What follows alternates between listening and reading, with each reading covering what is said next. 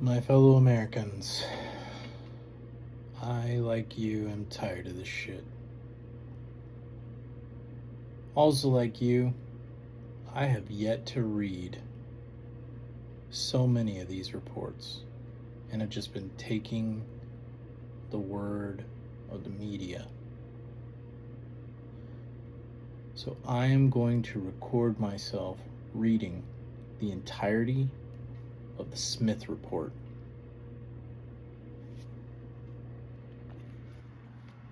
From the U.S. Department of Justice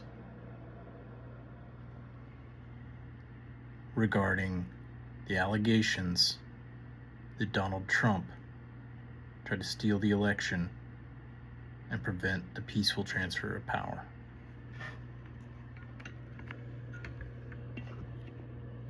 I do not know what this says.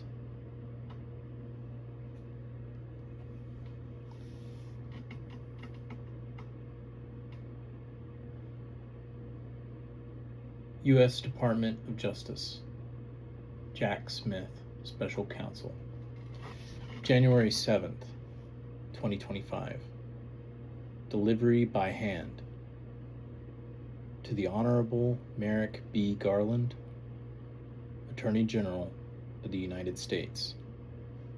Robert F. Kennedy Department of Justice Building, 950 Pennsylvania Avenue, Northwest, Washington, D.C.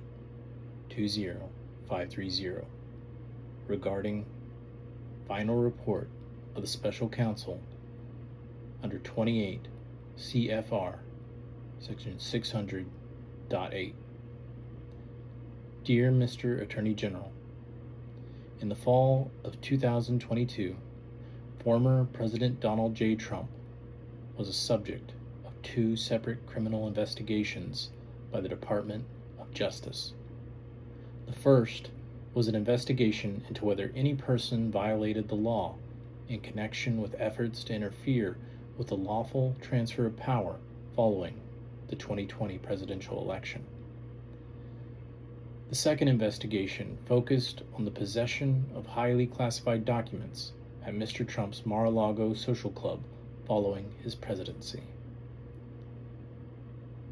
On November 15th, 2022, Mr. Trump declared his candidacy to unseat President Joseph R. Biden Jr., who had previously stated his intention to stand for re-election.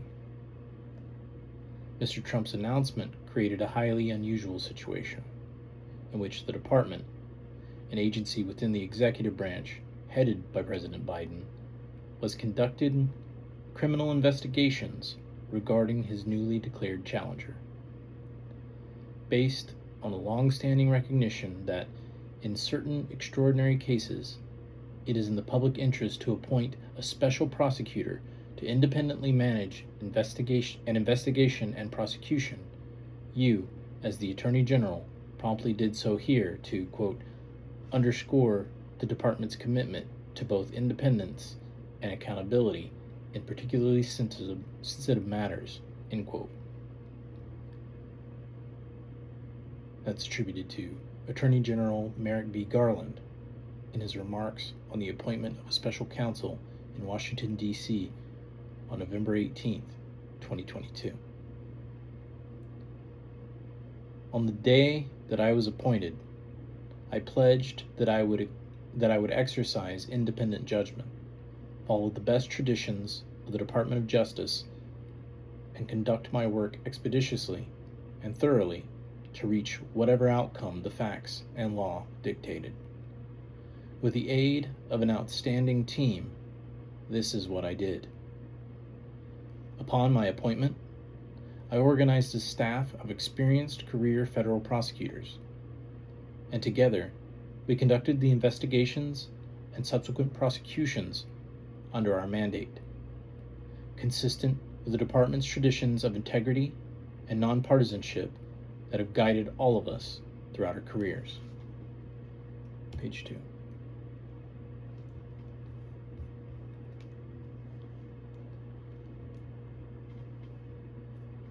Attorney General Edward H. Levy, who assumed the department's helm in the wake of Watergate, summed up those traditions best. Quote, "One paramount concern must always guide our way. This is the keeping of the faith in the essential decency and even-handedness in the law. A faith which is the strength of the law and which must be continually renewed, or else it is lost. In a society that too easily accepts the notion that everything can be manipulated, it is important to make clear that the administration of federal justice seeks to be impartial and fair." End quote. Address to the Los Angeles County Bar Association, Los Angeles, California, November 18, 1976. Attorney General Levy's remarks, shared 46 years to the day before my appointment, ring as true now as they did then. I have been a career prosecutor in local, national, and international settings over the last 3 decades, working shoulder to shoulder with hundreds of prosecutors in that time.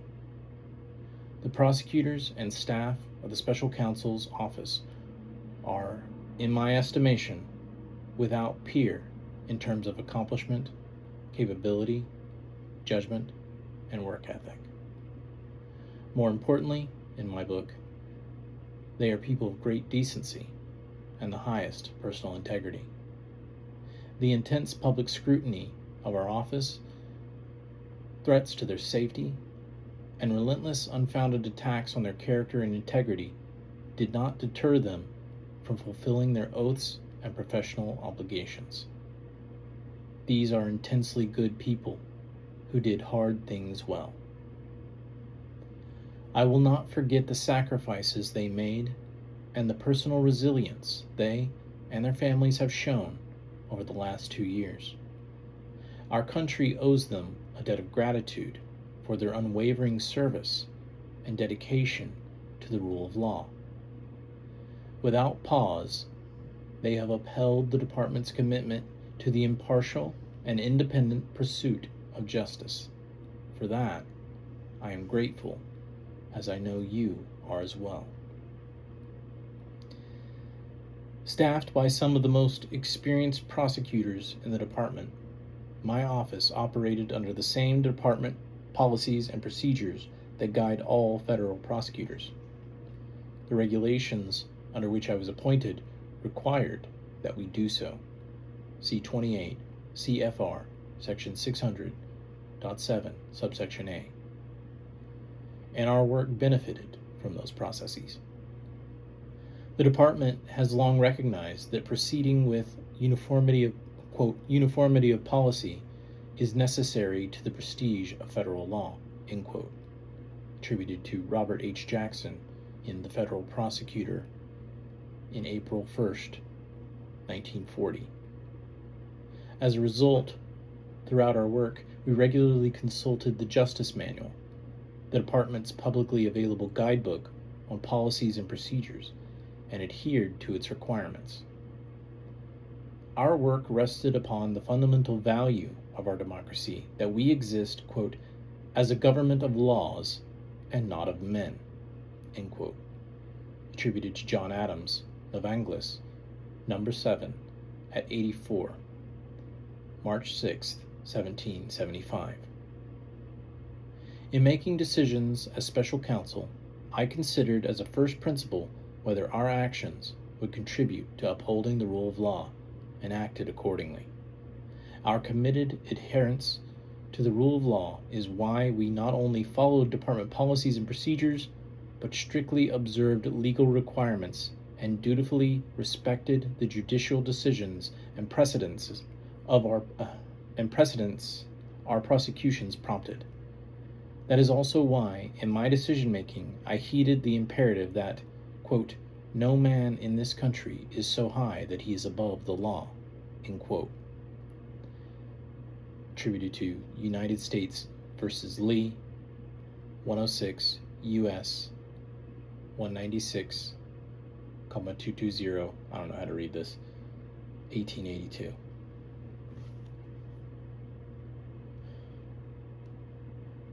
Simply, next page. Simply put, the Department of Justice's guiding mandate, which my office strove to uphold, is that power, politics, influence, status, wealth, fear, and favor should not impede justice under the law. When I assumed responsibility for the matters you assigned to me, I came to the work with no preconceived notion of what the just outcome of the investigations would be. I was not yet familiar with all of the relevant facts and had not yet researched the relevant law. Depending upon what the investigations revealed, I was equally comfortable closing the investigations or moving forward prosecutions in one or both of the matters, having done both in high-profile matters throughout my career. To make prosecutorial determinations, my office gathered relevant evidence and examined whether that evidence established violations of federal criminal law. In doing so, I was guided by the principles of federal prosecution, a series of considerations designed to promote the fair and even-handed application of the law. As set forth in my report, after conducting thorough investigations, I found that, with respect to both Mr. Trump's unprecedented efforts to unlawfully retain power after losing the 2020 election and his unlawful retention of classified documents after leaving office, the principles compelled prosecution. Indeed, Mr. Trump's cases represented ones, quote, in which the offense was the most flagrant, the public harm the greatest, and the proof the most certain, end quote, attributed to Jackson from the federal prosecutor. As directed by the principles, I made my decision in these cases without regard to Mr. Trump's, quote, political association, activities, or beliefs, end quote, or the possible personal or professional consequences of a prosecution for me or any member of my office. Justice Manual Section 9-27.260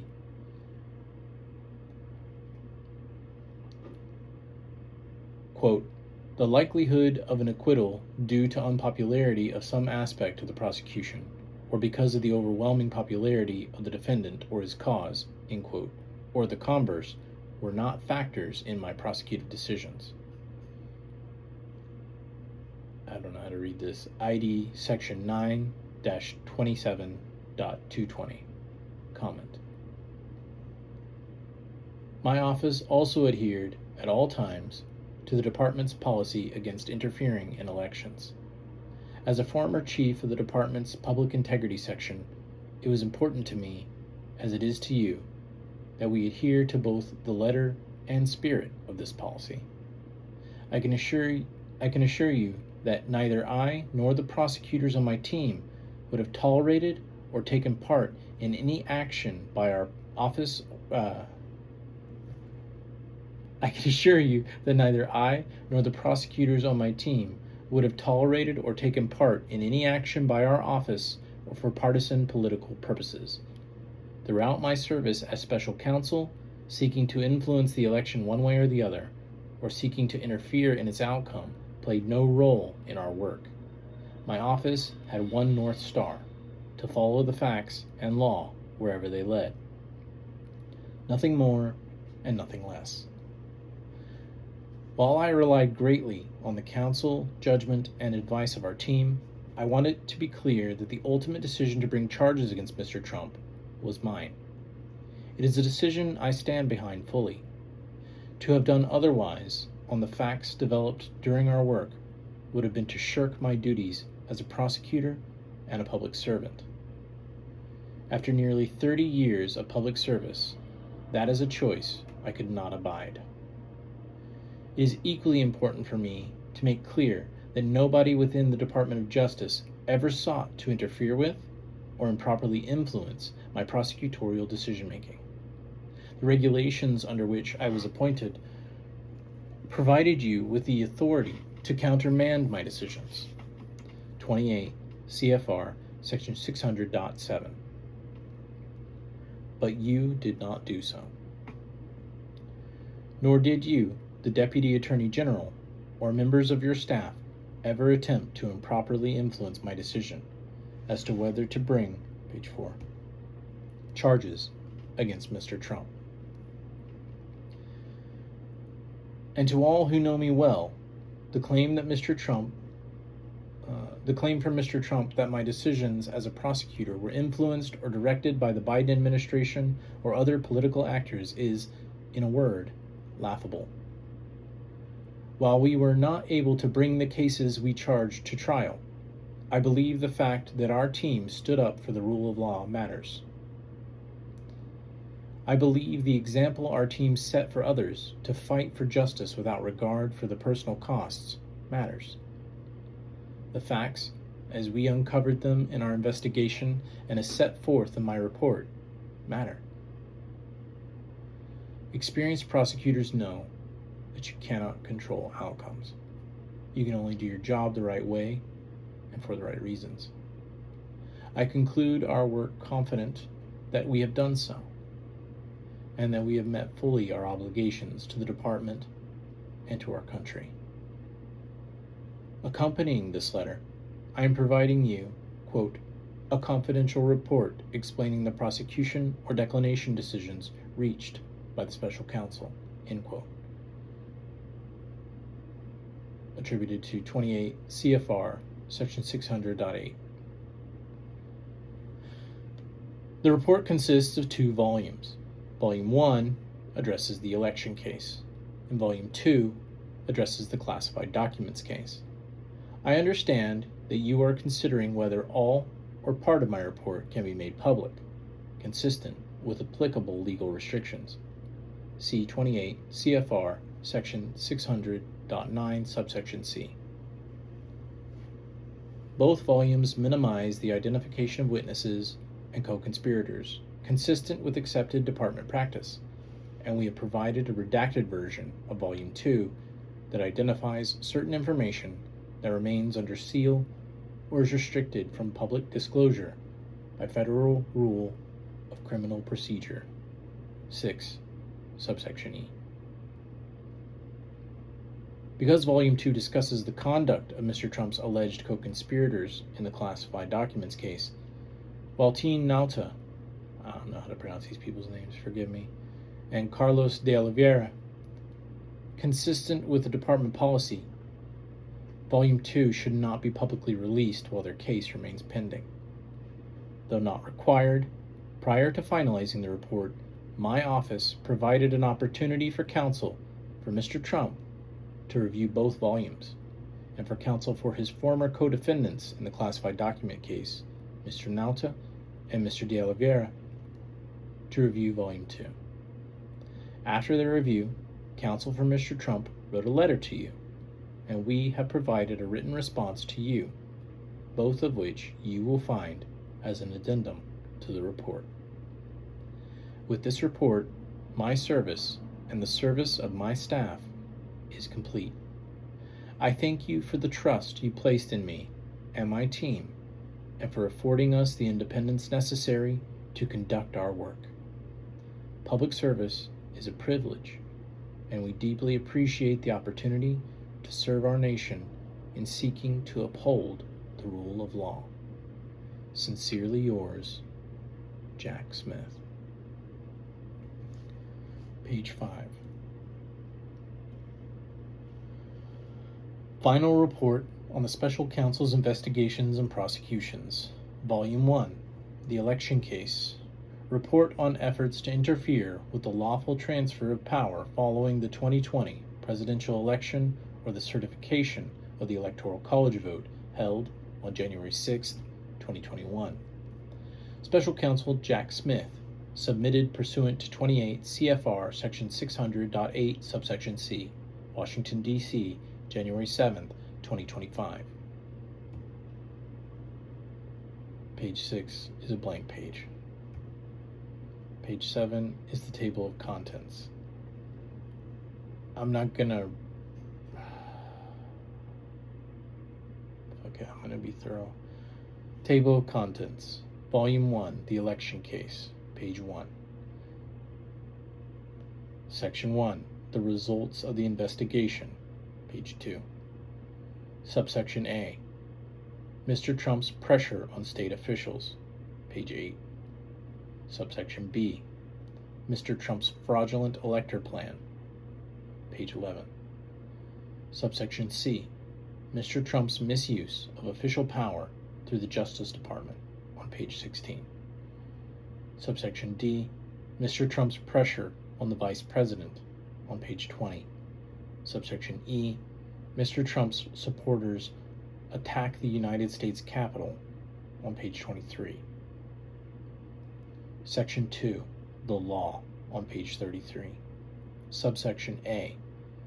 Conspiracy to defraud the United States under 18 U.S.C. Section 371, on page 34. Subsection B. Obstruction and conspiracy to obstruct under 18 U.S.C. Section 1512, subsection K, and subsection C, sub 2, page 45. Subsection C. Conspiracy against rights, 18 U.S.C. Section 241, page 49. Subsection D. Defenses, on page 53. Subsection E. Other charges, on page 61. Subsection F. Co-conspirator liability, page 67. Section 3. The principles of federal prosecution, on page 68. Sub 3 sub A. Prosecuting Mr. Trump served multiple substantial federal interests, on page 69. 3A1. The substantial federal interest in protecting the integrity of the electoral process and the peaceful transfer of power was served by Mr. Trump's prosecution, page 69. 3A2. The substantial federal interest in counting every citizen's vote was served by Mr. Trump's prosecution, page 74. 3A3. The substantial federal interest in protecting election officials and other government officials from violence was served by Mr. Trump's prosecution, page 75. 3A4. The substantial federal interest in the even-handed administration of the law was served by Mr. Trump's prosecution, page 83. 3 subsection B. Mr. Trump was not subject to effective prosecution in another jurisdiction, page 87. 3 subsection C. There was no adequate non-criminal alternative to prosecution, on page 88. And 3 sub D. Mr. Trump's conduct had no historical analog, on page 90. Section 4. Investigative procedure and policy, page 92. 4A. The investigative process, page 92. 4B. Investigative and prosecutive procedures in an election year, page 95. 4B1. The Department's election year sensitivities policy, page 96. 4B2. Pre-indictment procedures, page 99. 4B3. Post-indictment procedures, page 100. Section 5. Investigative challenges and litigation issues, page 107. 5A. Pre-indictment litigation with third parties, page 108. 5A1. The Twitter/X search warrant, on 108. 5A2. Legislative privilege under the speech or debate clause, page 110. 5B. Threats and harassment of witnesses, on page 112. 5C. Mr. Trump's claims of effective privilege, on page 116. 5D. Presidential immunity, on page 122. 5D1. Prosecutorial decisions during the charging stage, on page 123. 5D2. Immunity litigation, on page 126. 5D3. Unresolved issues regarding presidential immunity, page 132. Section 6, conclusion, on page 136. Appendix, key filings and significant litigation, page 138.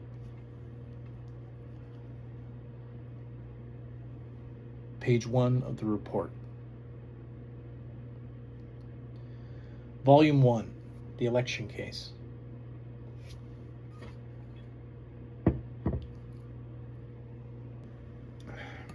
I'm a human being. Gonna need breaks.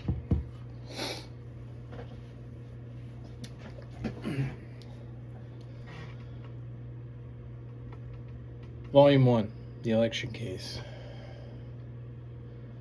On November 18th, 2022, the Attorney General appointed the special counsel to oversee an ongoing investigation into, quote, whether any person or entity violated the law in connection with efforts to interfere with the lawful transfer of power following the 2020 presidential election or the certification of the Electoral College vote held on or about January 6, 2021, end quote.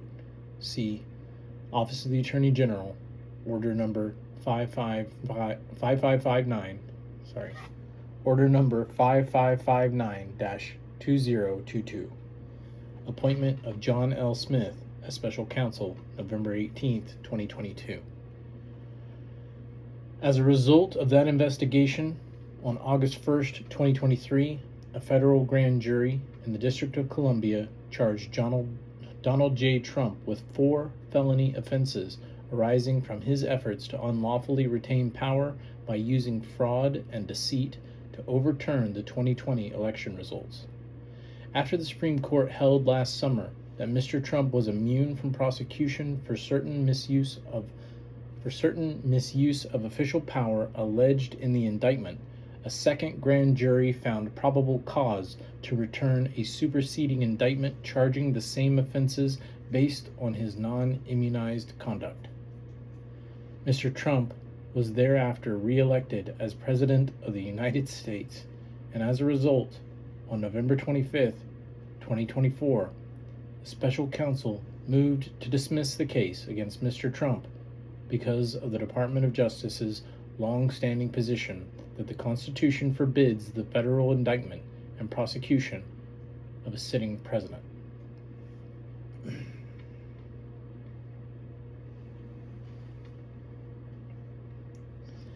This volume focuses on the election case against Mr. Trump and, consistent with the applicable regulations, provides an explanation of the prosecution decisions reached by the special counsel. See 28 CFR section 600.8, subsection C.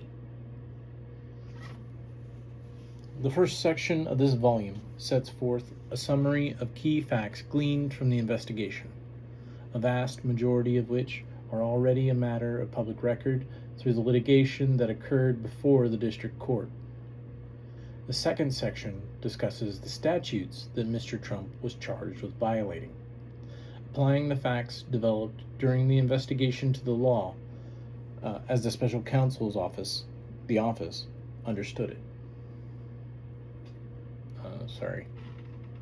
The second section discusses the statutes that Mr. Trump was charged with violating, applying the facts developed during the investigation to the law as the special counsel's office, understood it. This section also addresses other charges that the office considered but did not pursue, and the defenses that the office expected Mr. Trump to raise at trial. The third section explains why the special counsel's decision to prosecute Mr. Trump was fully consistent with, and indeed was compelled by, the principles of federal prosecution. The fourth section describes the office's investigative procedures and policies. Finally, the fifth section of this volume discusses a series of investigative and prosecutive issues that the office confronted in the election case. Section 1. The results of the investigation. And there's a footnote here. This section of the report summarizes the evidence uncovered by the office's investigation, and therefore includes conduct for which the Supreme Court later held Mr. Trump to be immune from prosecution. See Trump v. United States, 603 U.S. 593, 597, 2024. That conduct is not included in the superseding indictment that the office obtained after the Supreme Court's decision. See ECF number 226. Nor is that conduct included in the discussion below regarding why the evidence warranted criminal charges under the principles of federal prosecution. Unless otherwise noted, all ECF citations in this volume of the report are to the docket in the United States v. Trump number 23-CR-257 DDC.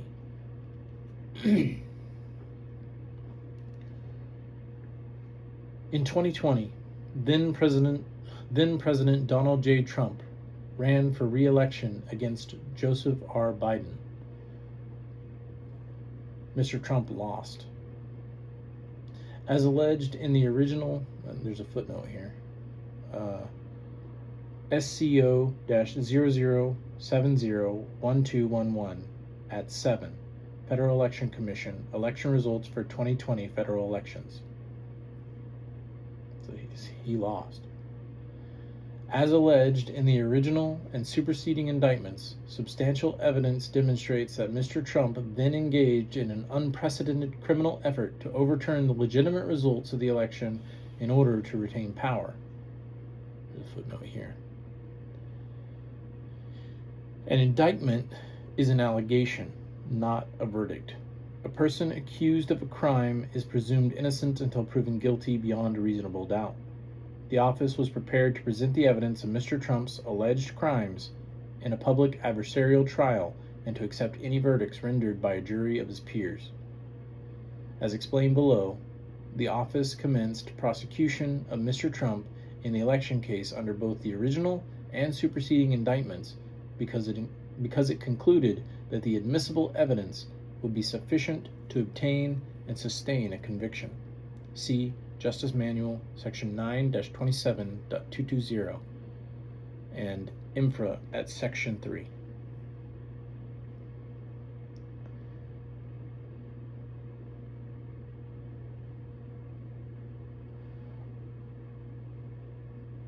Although he did so primarily in his private capacity as a candidate, and with the assistance of multiple private co-conspirators, Mr. Trump also attempted to use the power and authority of the United States government in furtherance of his scheme. As set forth in the original and superseding indictments, when it became clear that Mr. Trump had lost the election and that lawful means of challenging the election results had failed, he resorted to a series of criminal efforts to retain power. This included attempts to induce state officials to ignore true vote counts, to manufacture fraudulent slates of presidential electors in 7 states that he had lost, to force Justice Department officials and his own Vice President, Michael R. Pence, to act in contravention of their oaths and to instead advance Mr. Trump's personal interests, and, on January 6, 2021, to direct an angry mob to the United States Capitol to obstruct the congressional certification of the presidential election and then leverage rioters' violence to further delay it. I'm not going to read these footnotes. They're referencing documents. You can read them yourself.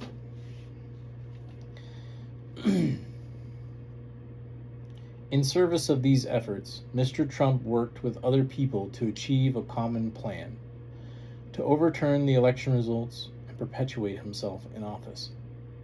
These individuals included co-conspirator 1, a private attorney who was willing to spread knowingly false claims and pursue strategies that Mr. Trump's campaign attorneys would not. Co-conspirator 2, a private attorney who devised and attempted to implement a strategy to leverage the vice president's ministerial role in the certification proceeding to obstruct the certification.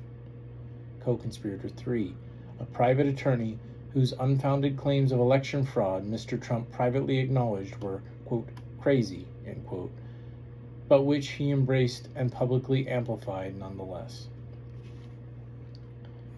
Co-conspirator 4, a Justice Department official who worked on civil matters and who, with Mr. Trump attempted to use the Justice Department to open sham election crime investigations and influence state legislatures with knowingly false claims of election fraud. Co-conspirator 5, a private attorney, there's a lot of attorneys, who assisted in devising and attempting to implement a plan to submit fraudulent slates of presidential electors to obstruct the certification proceeding. And co-conspirator 6, a private political consultant who helped implement a plan to submit fraudulent slates of presidential electors to obstruct certification proceeding. The through line of all of Mr. Trump's criminal efforts was deceit, knowingly false claims of election, page 4, of election fraud, and the evidence shows that Mr. Trump used these lies as a weapon to defeat a federal government function foundational to the United States democratic process.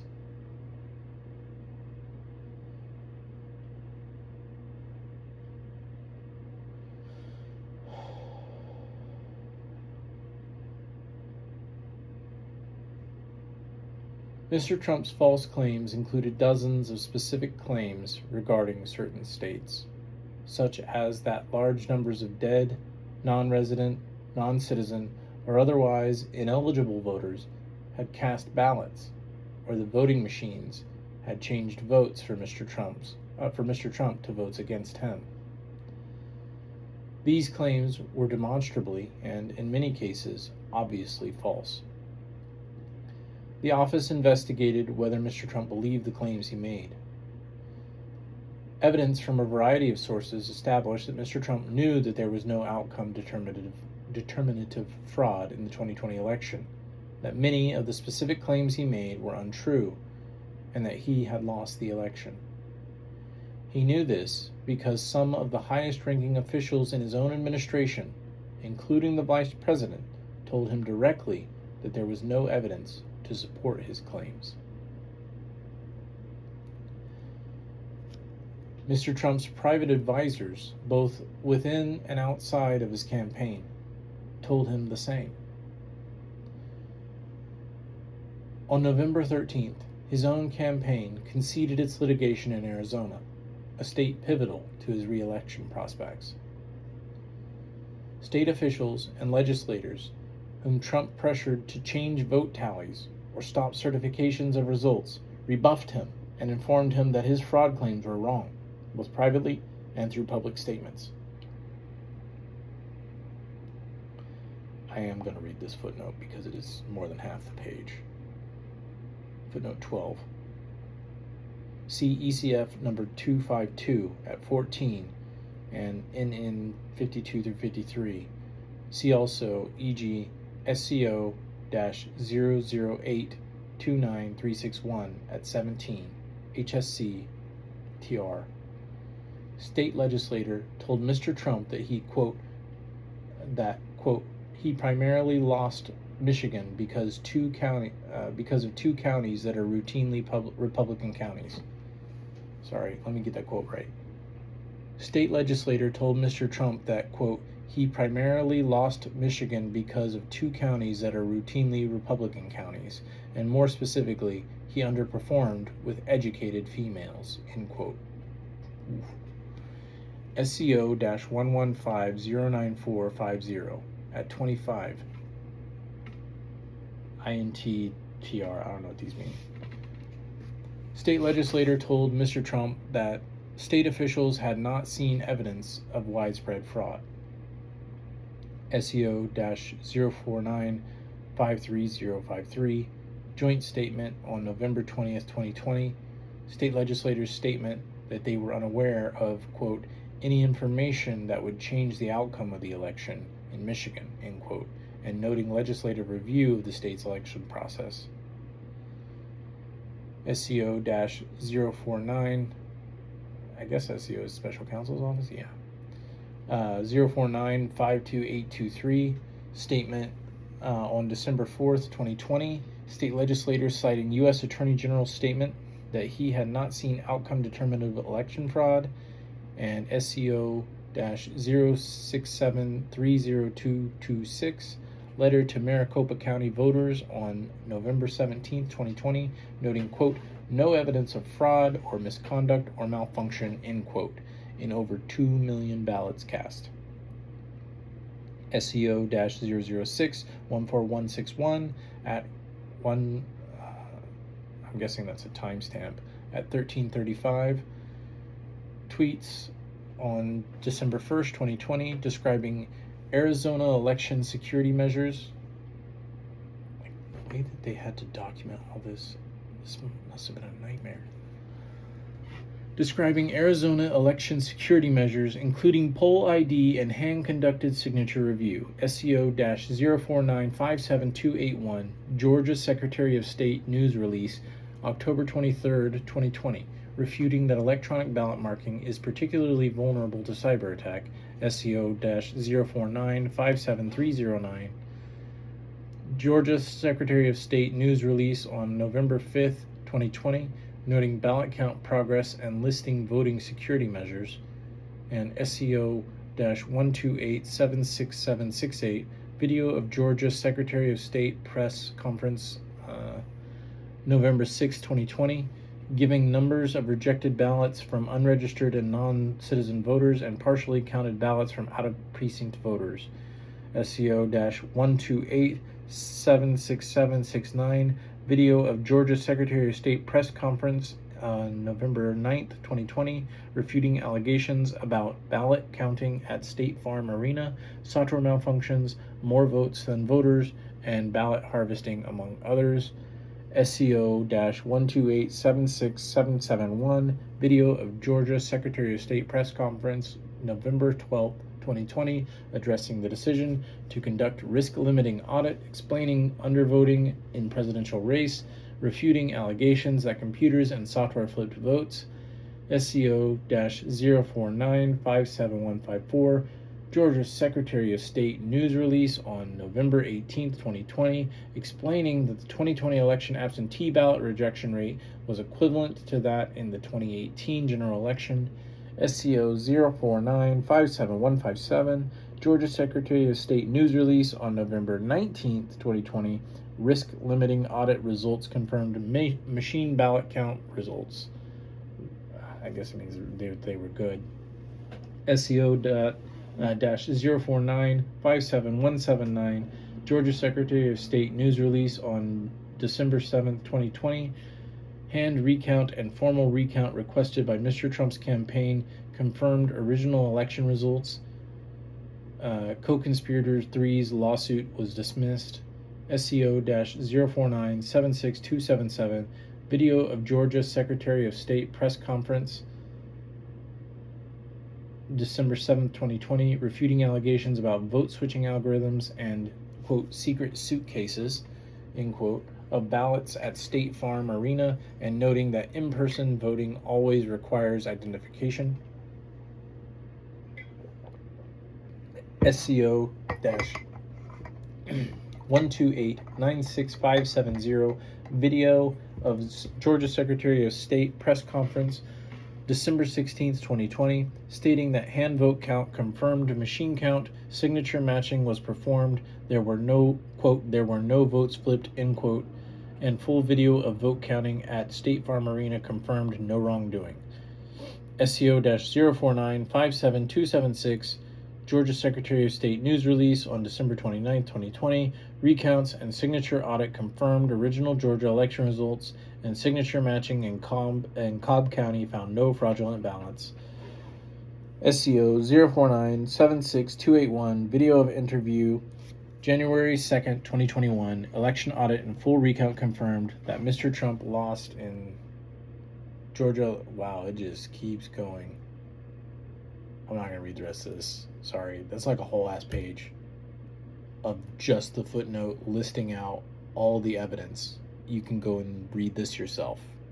I'm going to continue reading the report back up at where footnote 12 was on page 5. Mr. Trump also monitored legal developments regarding the election and was on notice that state and federal courts rejected every post-election lawsuit that Mr. Trump and his allies filed claiming outcome determinative election fraud. Mr. Trump and co-conspirators could not have believed the specific fraud claims that they were making because the numbers they touted, for instance, of dead voters in a particular state, frequently vacillated wildly from day to day or were objectively impossible. Including, for example, co-conspirator 3's claims about voting machines that Mr. Trump privately acknowledged sounded, quote, crazy, end quote, before he publicly amplified them. Finally, at times, Mr. Trump made comments implicitly acknowledging that he knew he had lost the election. For example, in a January 3rd, 2021 Oval Office meeting regarding a national security matter, Mr. Trump stated in part, quote, "It's too late for us. We're going to give that to the next guy," end quote, meaning President-elect Biden. Mr. Trump aimed his deceit at the United States process of collecting, counting, and certifying votes, which flows from the Constitution and a federal law enacted in 1887 called the Electoral Count Act, or the ECA. The Constitution provides that the United States President is selected through the votes of individuals called electors, and that each state determines how to appoint its electors. Through state laws, all 50 states and the District of Columbia have chosen to select electors based on the popular vote. Therefore, after Election Day, pursuant to the ECA, each state formally determines, or, quote, ascertains, end quote, its electors based on the popular vote. The ascertained electors meet on a day determined by the ECA and cast their votes based on their state's popular vote. And the ascertained electors mail their electoral votes, along with the certification from the state executive that they are the state's legitimate electors, to the United States Congress to be counted and certified in an official proceeding. Footnote here says that you can find this process listed under Electoral Count Act 3 USC section 5 through 11. The Constitution and ECA provide that on the 6th of January following Election Day, the Congress meets for that certification proceeding, which is presided over by the Vice President as President of the Senate. The legitimate electors' votes are opened and counted, and the winner is certified. Until Mr. Trump obstructed it, this democratic process had operated in a peaceful and orderly manner for more than 130 years. Subsection A. Mr. Trump's pressure on state officials. One of Mr. Trump's efforts to change the results of the election involved targeting the electoral process at the state level through politically aligned state officials. Mr. Trump contacted state legislators and executives, pressured them with false claims of election fraud in their states, and urged them to take action to ignore the vote counts and change the results. Significantly, he made election claims only to state legislators and executives who shared his political affiliation and were his political supporters, and only in states that he had lost. For instance, Mr. Trump and co-conspirator 1 called the Speaker of the Arizona House of Representatives on November 22nd and used false fraud claims to try to convince the Speaker to call the state legislature into session and replace Arizona's legitimate electors with Mr. Trump's illegitimate ones. Co-conspirator 1 tried to coerce the Arizona Speaker, including by telling him, quote, "We're all kind of Republicans and we need to be working together," end quote. The Arizona speaker refused to do what he was asked and requested that co-conspirator 1 provide evidence to support his fraud claims. Co-conspirator 1 not only failed to ever provide such evidence, but he conceded to the Arizona speaker at an in-person meeting a week later that, quote, "We don't have the evidence, but we have lots of theories," end quote. Despite this lack of fraud evidence, Mr. Trump and others continued to pressure the Arizona speaker to overturn the election results. Mr. Trump similarly leaned on other state officials, always those of the same political party. On January 2nd, 2021, just days before the election results were to be certified, he called Georgia's Secretary of State and pressed him to, quote, "find 11,780 votes," end quote. Mr. Biden's margin of victory in that state. When the Secretary of State refuted Mr. Trump's false fraud claims, Mr. Trump issued a threat, stating that because the Secretary of State knew, quote, "what they did and you're not reporting it, that's a criminal offense, and you know you can't let that happen, that's a big risk to you," end quote. Mr. Trump also pressed state legislators in Michigan by inviting them to the White House on November 20th, raising false claims of election fraud and bringing co-conspirator 1 into the meeting by phone. Michigan's Senate Majority Leader told Mr. Trump that he had lost the election not because of fraud, but because he had underperformed with educated females, an assessment that displeased Mr. Trump. That's pretty funny.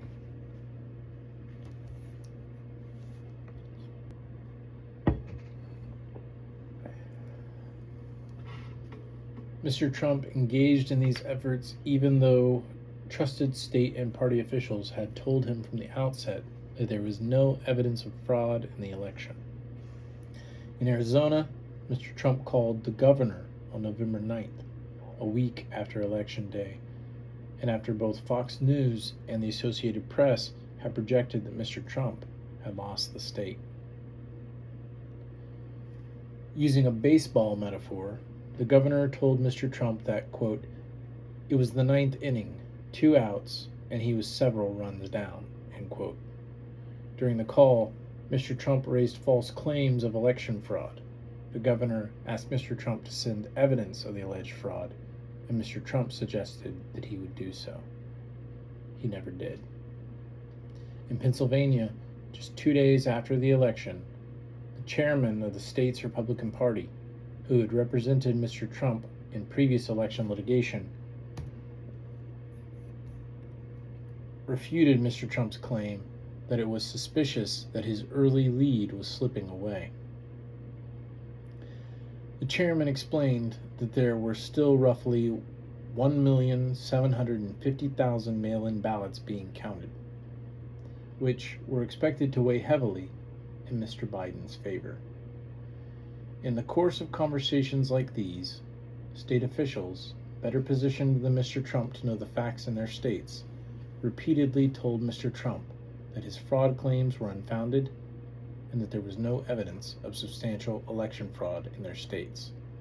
And apart from Georgia's Secretary of State, Mr. Trump never contacted other election officials to determine whether there was merit to any specific allegation of election fraud in their states, even though they would have been the best sources to confirm or refute such claims. Subsection B, Mr. Trump's fraudulent elector plan. As of December 14th, the date the ECA required each state's electors to vote and send their certificates of vote to Congress, approached, Mr. Trump and co-conspirators launched another plan.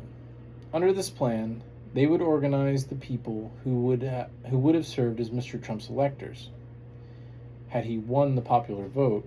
Under this plan, they would organize the people who would have served as Mr. Trump's electors had he won the popular vote in 7 states that Mr. Trump had lost: Arizona, Georgia, Michigan, Nevada, New Mexico, Pennsylvania, and Wisconsin, and caused them to sign and send to Washington false certifications claiming to be legitimate electors. Take what is offered. Ultimately, as explained below, Mr. Trump and co-conspirators used the fraudulent certificates to try to obstruct the congressional certification proceeding. The fraudulent elector plan's arc is reflected in a series of memoranda drafted in late November and early December by co-conspirator 5, who initially portrayed it as a contingency to preserve the possibility that Mr. Trump's electors' votes would be counted on January 6th if he prevailed in ongoing election litigation. But as described below, the plan quickly transformed into a corrupt strategy to obstruct the certification proceeding and overturn the valid election results. Mr. Trump set the fraudulent elector plan into motion in early December, ensured that it was carried out by co-conspirators and campaign agents in the targeted states, and monitored its progress. On December 6th, for instance, Mr. Trump and co-conspirator 2 called the chairwoman of the Republican National Committee and told her that it was important for the RNC, which is the Republican National Committee, to help organize Mr. Trump's elector nominees in the targeted states. During the call, co-conspirator 2 told a lie that the co-conspirators would use to induce the cooperation of many of the fraudulent electors, that Mr. Trump's electors' votes would be used only if ongoing litigation in their state proved successful for Mr. Trump. From that point on, Mr. Trump communicated with the co-conspirators 1 and 2 about the plan, and they in turn communicated with co-conspirators 5 and 6. At co-conspirator 1's direction, co-conspirator 5 generated and sent directions to the Trump electors in each targeted state on how best to mimic the manner in which the state required valid electors to gather and vote. And campaign staff and agents helped carry out co-conspirator 5's plans. For the most part, the co-conspirators deceived Mr. Trump's elector nominees in the targeted states by falsely claiming that their electoral votes would be used only if ongoing litigation were resolved in Mr. Trump's favor. Indeed, the co-conspirators deliberately withheld from the elector nominees information showing otherwise. This deception was crucial to the conspiracy, as many who participated as fraudulent electors would not have done so had they known the true extent of the co-conspirators' plan. Not all of Mr. Trump's elector nominees were persuaded, forcing the co-conspirators to recruit substitutes in some of the targeted states. For example, one Trump elector nominee in Pennsylvania recognized the plan as, quote, illegal, end quote, and an attempt to, quote, to overthrow the government, end quote, and he declined to participate. Good on him.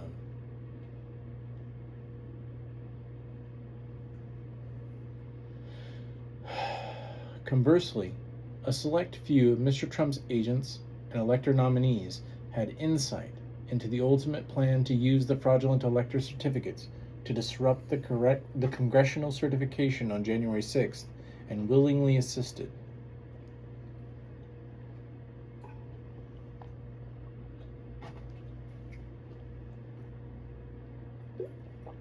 On December 9th, after a phone call with co-conspirator 5, one of the campaign's agents wrote in an email that co-conspirator 5's plan for the electors to, quote, send in fake electoral votes to Pence, end quote, was, quote, kind of wild / creative, end quote. Kids. 2.5 hours later, he replied to his own email and, as cover, wrote that, quote, alternative votes is probably a better term than fake votes, end quote. and that he agreed with the suggestion to quote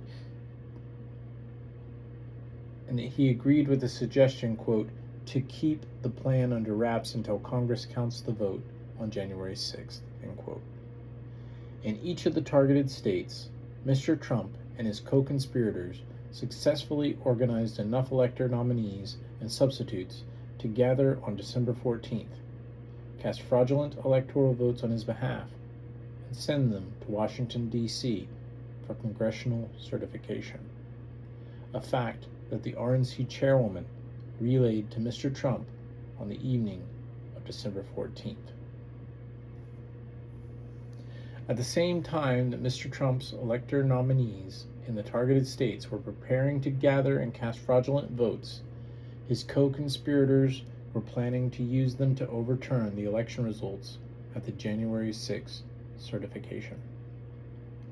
On December 13th, Co-Conspirator 5 sent Co-Conspirator 1 a memorandum that envisioned a scenario in which the Vice President would use the fraudulent slates to claim that there were dueling slates of electors from the targeted states and negotiate a solution for Mr. Trump to seize power. And on December 16th, Co-Conspirator 5 traveled to Washington with a group of private attorneys who had done work for Mr. Trump's campaign in Wisconsin for a meet and greet with Mr. Trump in the Oval Office.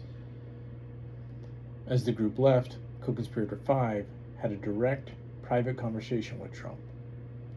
Days later, on December 19th, Mr. Trump publicly posted a tweet demonstrating his own focus on the certification proceeding and directing his supporters to gather in Washington, D.C. to oppose it.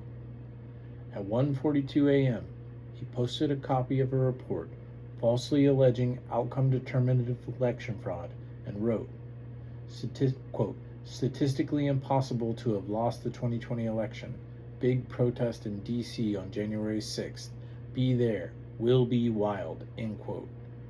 That same day, Co-Conspirator 5 notified another attendee of the December 16th Oval Office meeting of Mr. Trump's tweet, and he indicated that Mr. Trump had privately foreshadowed his plans for January 6th, writing, quote, "Wow, based on 3 days ago, I think we have a unique understanding of this," end quote.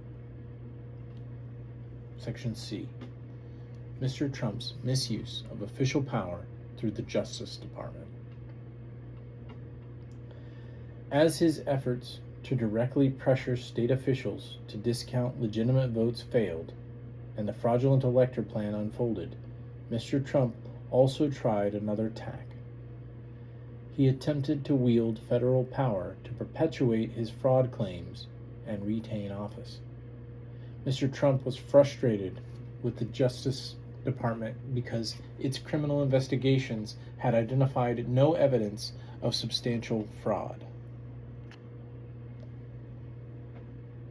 And the Attorney General had publicly acknowledged this fact in an interview on December 1st by saying, among other things, quote, "To date, we have not seen fraud on a scale that could have affected a different outcome in the election," end quote.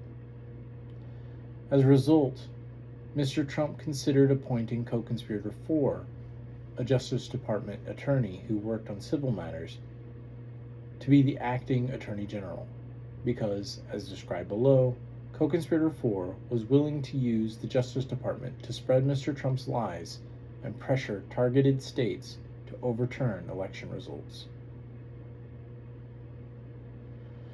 Throughout the post-election period, Justice Department officials reviewed Mr. Trump's claims of election fraud, found no support for any of them, and informed him of such.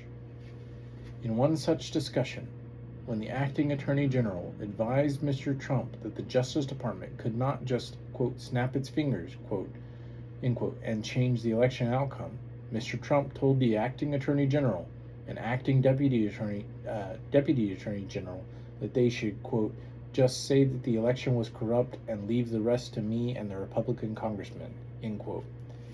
In the same call, alluding to replacing Justice Department leadership if they did not do as he directed, Mr. Trump also said, quote, "People tell me co-conspirator 4 is great. I should put him in," end quote.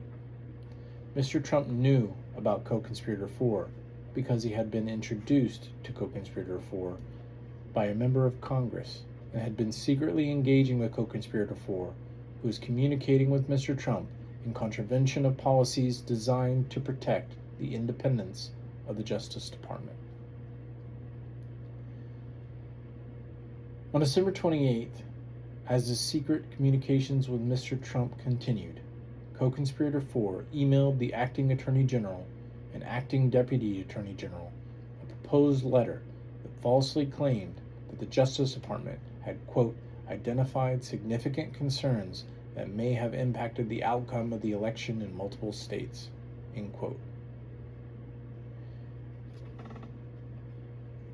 and recommended that those state legislatures convene in special session to reconsider certification of their electoral votes.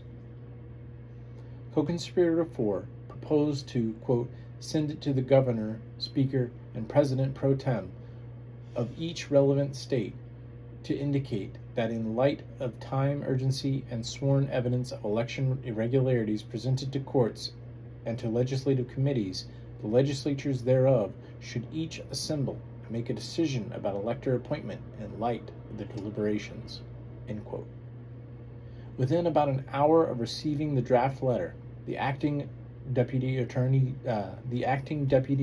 General pointedly rejected co-conspirator 4's proposals, writing, quote, I know of nothing that would support the statement.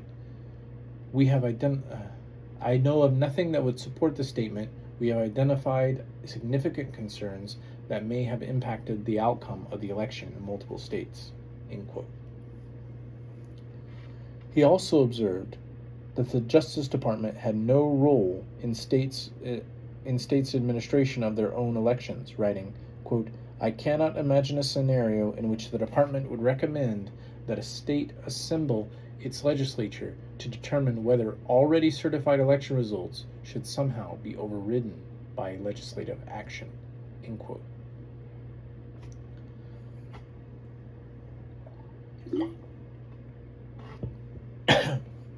Nonetheless, Mr. Trump continued to circumvent Justice Department leadership and engaged directly with co-conspirator 4. With Mr. Trump's intervention, co-conspirator 4 obtained a highly classified briefing on foreign interference in the 2020 election on January 2nd, 2021.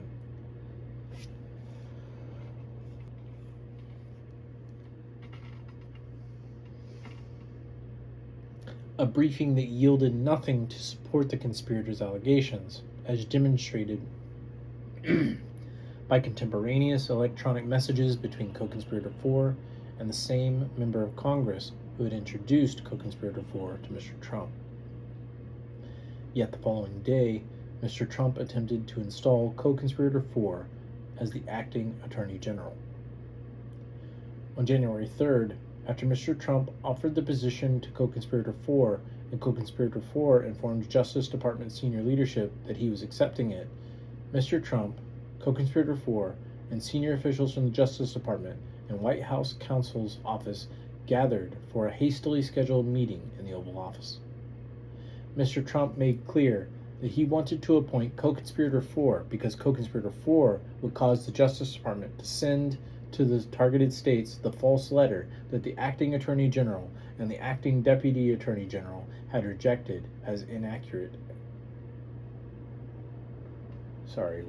Mr. Trump made clear that he wanted to appoint co-conspirator 4 because co-conspirator 4 would cause the Justice Department to send to the targeted states the false letter that the acting Attorney General and the acting Deputy Attorney General had rejected as inaccurate and improper. Okay. Mr. Trump ultimately did not do so only because he was informed that if he did, mass resignations within the Justice Department and the White House would result in co-conspirator 4, quote, leading a graveyard, end quote. Near the end of the meeting, when co-conspirator 4 raised the idea of the Justice Department opining on the vice president's role during the congressional certification, Mr. Trump told all those assembled that no one other than him should be talking to the vice president. Section D. Mr. Trump's pressure on the vice president. Mr. Trump wanted no one else speaking with Vice President Pence because he and co-conspirators were already implementing a secret plan to use Mr. Pence's ministerial role as President of the Senate to Mr. Trump's advantage. Co-conspirator 2, with assistance from co-conspirators 5 and 6, spearheaded the execution of a strategy, which co-conspirator 2 had recently conceded was not supported by the Constitution or federal law. For Mr. Pence to decline to count the Co-conspirator 2, with assistance from co-conspirators 5 and 6, spearheaded the execution of a strategy, which co-conspirator 2 had recently conceded was not supported by the Constitution or federal law. For Mr. Pence to decline to count the legitimate electoral certificates in the targeted states where Mr. Trump's electors had signed fraudulent ones. In the weeks before the certification, Mr. Trump began pressuring Mr. Pence to cooperate, both directly and by mobilizing Mr. Trump's supporters. In repeated conversations, day after day, Mr. Trump pressed Mr. Pence to use his ministerial position as President of the Senate to change the election outcome, often by citing false claims of election fraud as justification. He even falsely told Mr. Pence that, quote, the Justice Department was finding major infractions, end quote. When Mr. Pence repeatedly refused to act as Mr. Trump wanted, Mr. Trump told him that, quote, hundreds of thousands, end quote, of people would, quote, hate his guts, end quote, and think he was, quote, stupid, end quote, and that Mr. Pence was, quote, too honest, end quote.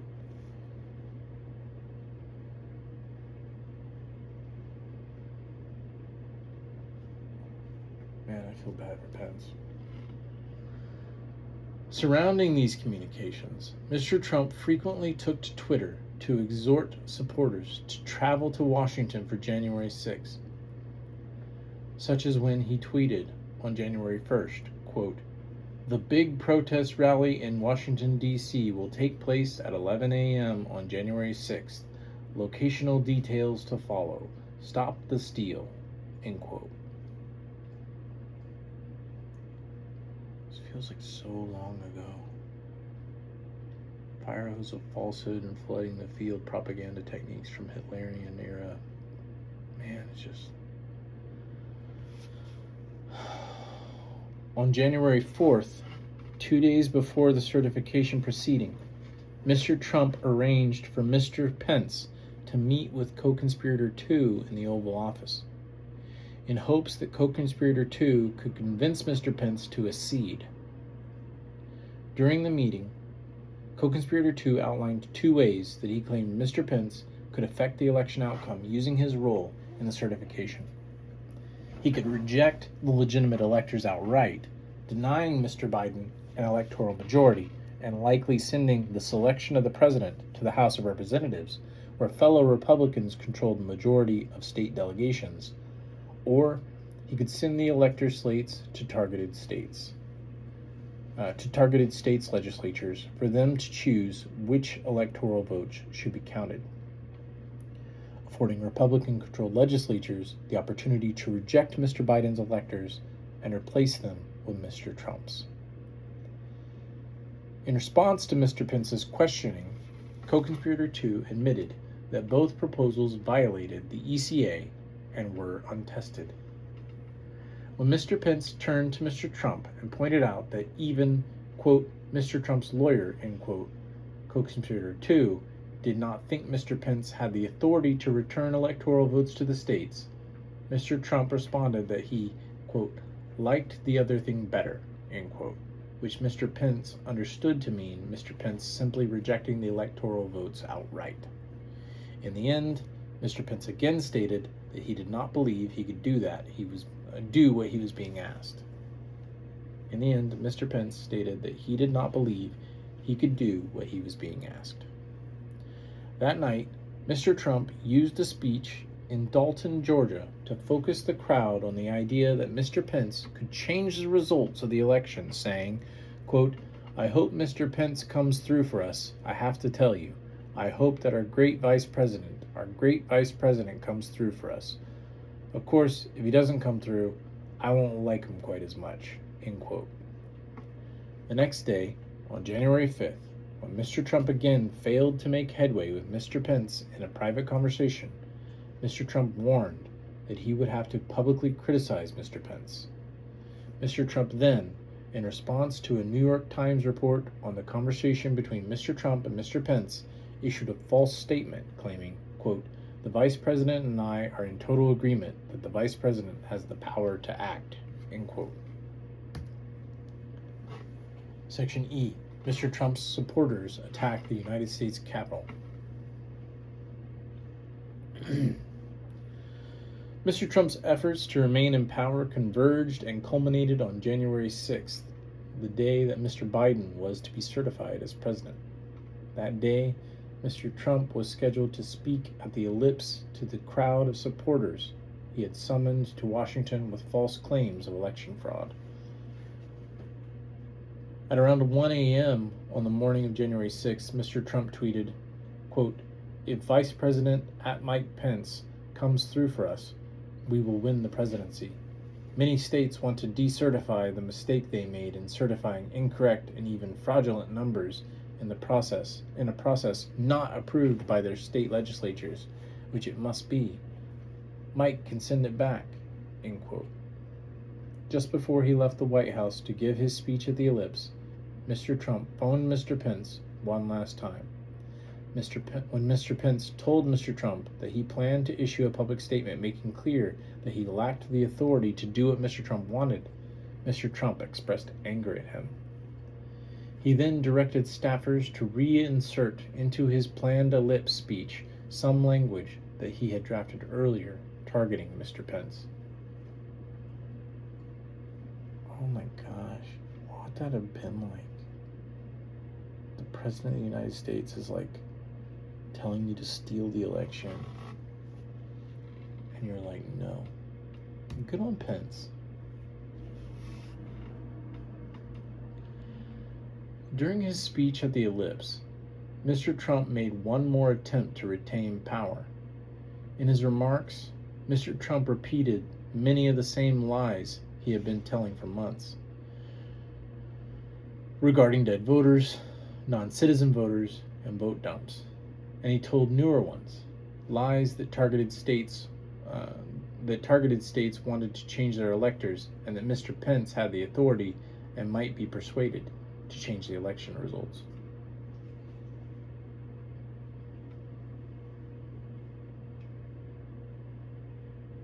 Oh, there's a footnote here I should read. During his speech at the Ellipse, Mr. Trump's speech at the Ellipse on January 6, 2021 was a campaign event. The rally at which Mr. Trump spoke was planned and executed by private political supporters, and it was completely funded by a $2.1 million private donation. Mr. Trump promoted the event using the word, quote, "rally," end quote, a word connoting a private political effort. And Mr. Trump's White House staff recognized the event to be a private, unofficial exercise. Finally, the speech itself used campaign language and closely resembled Mr. Trump's other campaign speeches, including one he had given in Dalton, Georgia, for the Senate runoff election just 2 days earlier.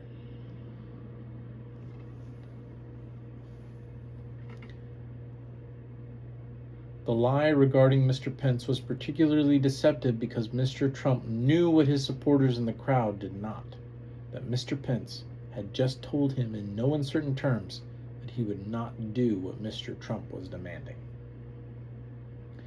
Mr. Trump told the crowd of his supporters, that he had remarked to advisors the night before was, quote, angry, end quote, that the election had been stolen and the country would no longer exist if this purported crime were not stopped, and that the discovery of, quote, fraud, end quote, licensed them to, quote, go by very different rules, end quote.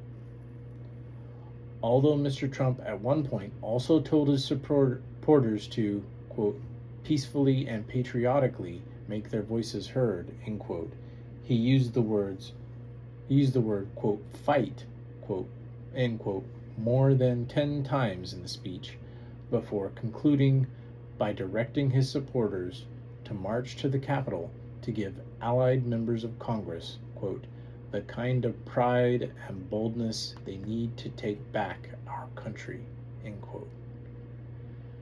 He also told the angry crowd that, quote, if you don't fight like hell, you're not going to have a country anymore, end quote. Throughout the speech, Mr. Trump gave his supporters false hope that through such action, they could cause Mr. Pence to overturn the election results, even improvising new lines directed at Mr. Pence as the speech went on. At Mr. Trump's urging, thousands of his supporters marched from the ellipse to the Capitol building. There, Mr. Pence began the certification at around 1 p.m.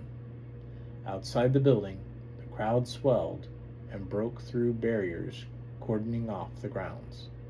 The crowd that attacked the Capitol was filled with Mr. Trump's supporters, as made clear by their Trump shirts, signs, and flags. As described in detail below, the crowd violently attacked the law enforcement officers attempting to secure the building. There's a photograph of January 6th. Photograph of the Capitol on January 6, 2021 by John Manchillo of the Associated Press. Another photograph of the Capitol on January 6, 2021 by Ken Cedino of UPI.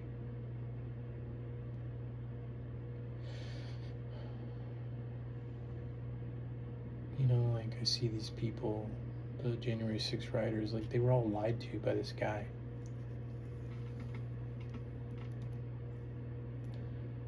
Another photograph of the Capitol on January 6 by Shannon Stapleton of Reuters. And another photograph of the Capitol on January 6, 2021 by Lev Rodin, Pacific Press, Light Rocket, Getty Images.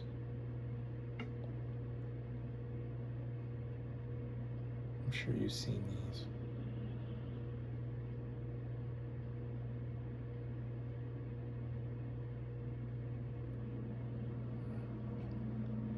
Two more photographs.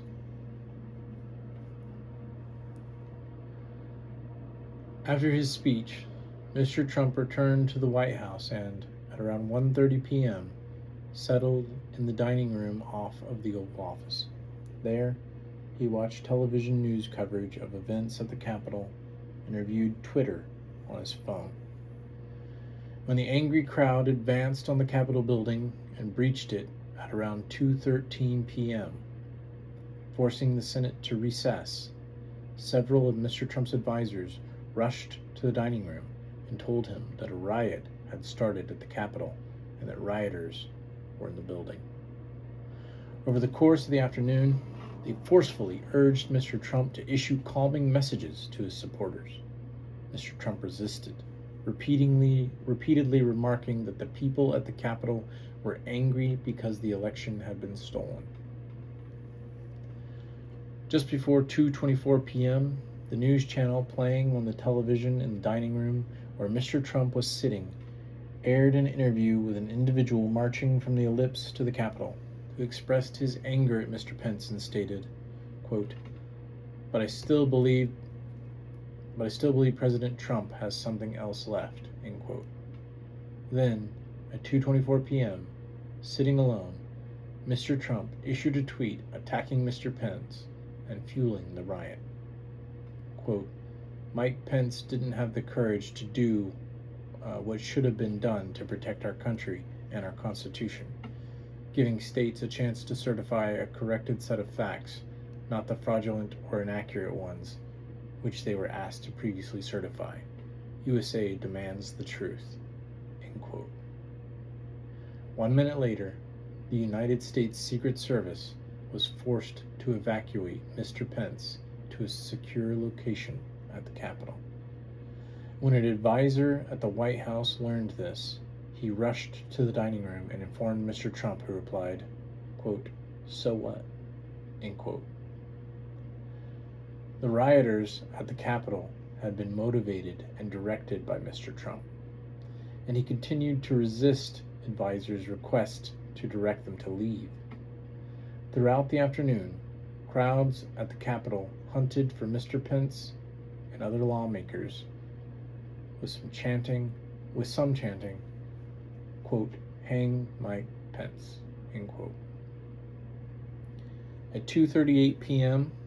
and 3:30 p.m., Mr. Trump issued 2 tweets falsely suggesting that events at the Capitol were, quote, "peaceful," end quote, and asking individuals there, whom he termed, quote, "we," end quote, to remain that way. Quote, "Please support our Capitol Police and law enforcement. They are truly on the side of our country. Stay peaceful," end quote, and, quote, "I am asking for everyone at the U.S. Capitol to remain peaceful, no violence. Remember, we are the party of law and order. Respect the law and our great men and women in blue. Thank you," end quote.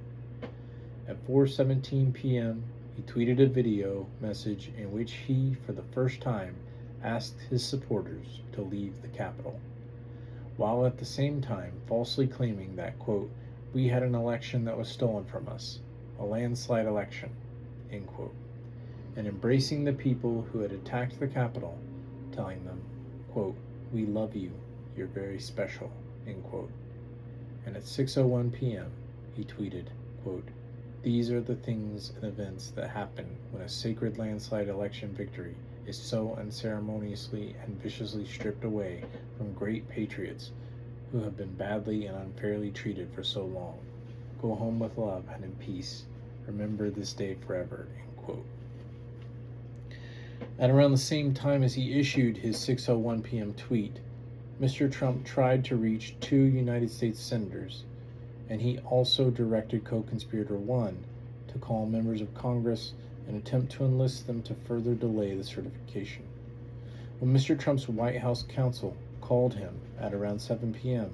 and asked him to withdraw any objections to the certification, Mr. Trump refused.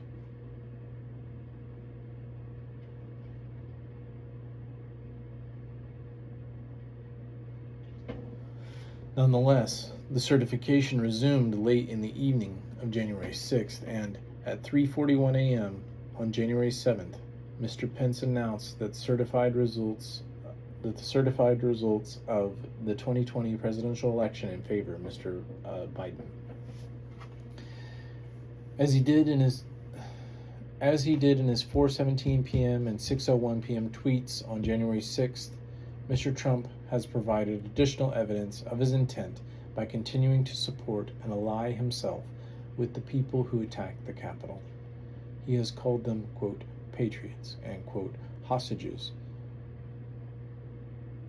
and reminisced about January 6th as, quote, "as a beautiful day," and championed the, quote, "January 6th choir," end quote, a group of January 6th defendants who, because of their dangerousness, are detained at the District of Columbia Jail. Section 2, the law. Based on the above facts, and after analyzing the relevant criminal statutes, the office sought, and a grand jury found probable cause for, an indictment of Mr. Trump on 4 federal charges: conspiring to obstruct the governmental function of selecting and certifying the President of the United States in violation of 18 U.S.C. Section 371, obstructing and attempting to obstruct the official proceeding on January 6th in violation of 18 U.S.C. Section 1512, subsection C, sub 2, conspiring to obstruct the official proceeding in violation of 18 U.S.C. Section 1512, subsection K, and conspiring to violate the federal rights of citizens to vote and have their votes counted in violation of 18 U.S.C. Section 241. Because of the unprecedented facts and the variety of legal issues that would be litigated in this case, the office was aware that the case would involve litigation risks, as would any case of this scope and complexity. However, after an exhaustive and detailed review of the law, the office concluded that the charges were well supported and would survive any legal challenges absent a change in the law as it existed at the time of indictment. As set forth in Section 5, subsection D below, after the original indictment was returned, the Supreme Court ruled in Trump v. United States 603 U.S. 593 in 2024 that Mr. Trump had absolute immunity for core presidential conduct, enjoyed a rebuttable presumption of immunity for other official presidential acts, and had no immunity for unofficial conduct. ID at 606, 609, 614 through 615. I'm guessing those are documents. The Supreme Court's decision required the office to reanalyze the evidence it had collected. The original indictment alleged that Mr. Trump, as the incumbent president, used all available tools and powers, both private and official, to overturn the legitimate results of the election despite notice, including from official advisors, that his fraud claims were false and he had lost the election.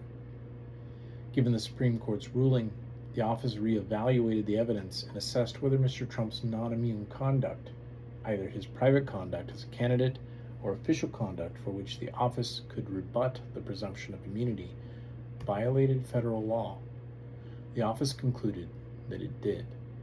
After doing so, the office sought and a new grand jury issued a superseding indictment with identical charges, but based only on conduct that was not immune because it was either unofficial or any presumptive immunity could be rebutted. This section reviews the federal laws violated by Mr. Trump's non-immunized conduct.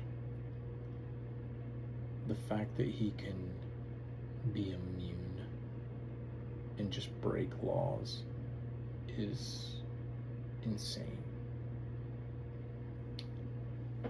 Section A. I guess subsection A. Conspiracy to defraud the United States under 18 U.S.C. Section 371.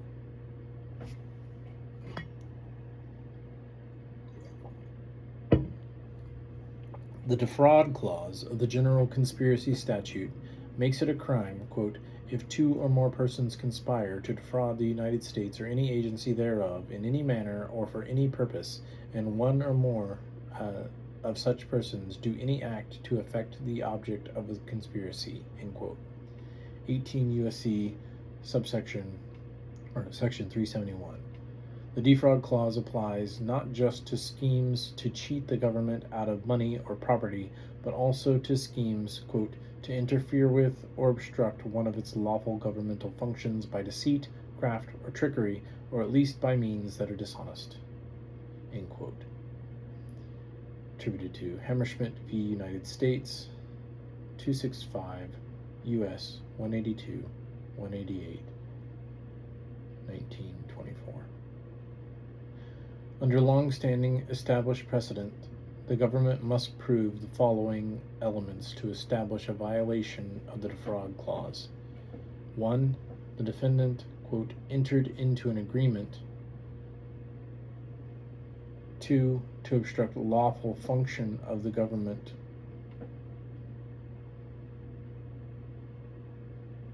to obstruct lawful function of the government or an agency of the government. 3, by deceitful or dishonest means. And 4, at least one overt act,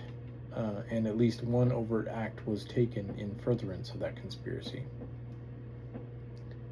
So they have to enter into an agreement to obstruct a lawful function of the government or agency of the government by deceitful or dishonest means, and at least one overt act was taken in furtherance of that conspiracy. And that's based on United States v. Concord Management and Consulting LLC 347F, supporting 3D 3846 DDC 2018. Citation and quotations are omitted. See also Hammerschmidt 265 U.S. at 188 and United States v. Dean 55 F.3D 647 D.C. circa 1995. The office concluded that Mr. Trump's conduct satisfied each of these established elements of a defraud clause offense. The process of selecting and certifying the president, as described above and described by the Constitution and federal law, is plainly a lawful function of the federal government. Cf. Ray v. Blair, 343 U.S. 214, 224, 1952, noting that, quote, the presidential electors exercise a federal function, end quote, in Burroughs v. United States, 290 U.S. 534, 545, 1934, stating that electors, quote, exercise federal functions under and discharge duties in virtue of authority conferred by the Constitution of the United States, end quote. And in United States v. Brock, 94 F, I guess it's the 4th Federal Court, F 4th 3951 DC circa 2024, noting the quote unique congressional function of certifying electoral college votes, end quote. Indeed, Mr. Trump, okay, so he's using all this case law to essentially say that they have been called functions over and over and over again, in this case, in this case, in this case, in this case, by many judges throughout time. It's certifying these things has been called a function, a federal function, over and over and over again. Indeed, Mr. Trump never challenged the indictment on that basis, though he filed more than 100 pages in support of dismissal motions. As the Court of Appeals found in the context of the immunity litigation in this case, quote, former President Trump's alleged efforts to remain in power despite losing the 2020 election were, if proven, an unprecedented assault on the structure of our government, end quote. United States v. Trump, 91 F. 4th, 1173, 1199, D.C., circa 2024.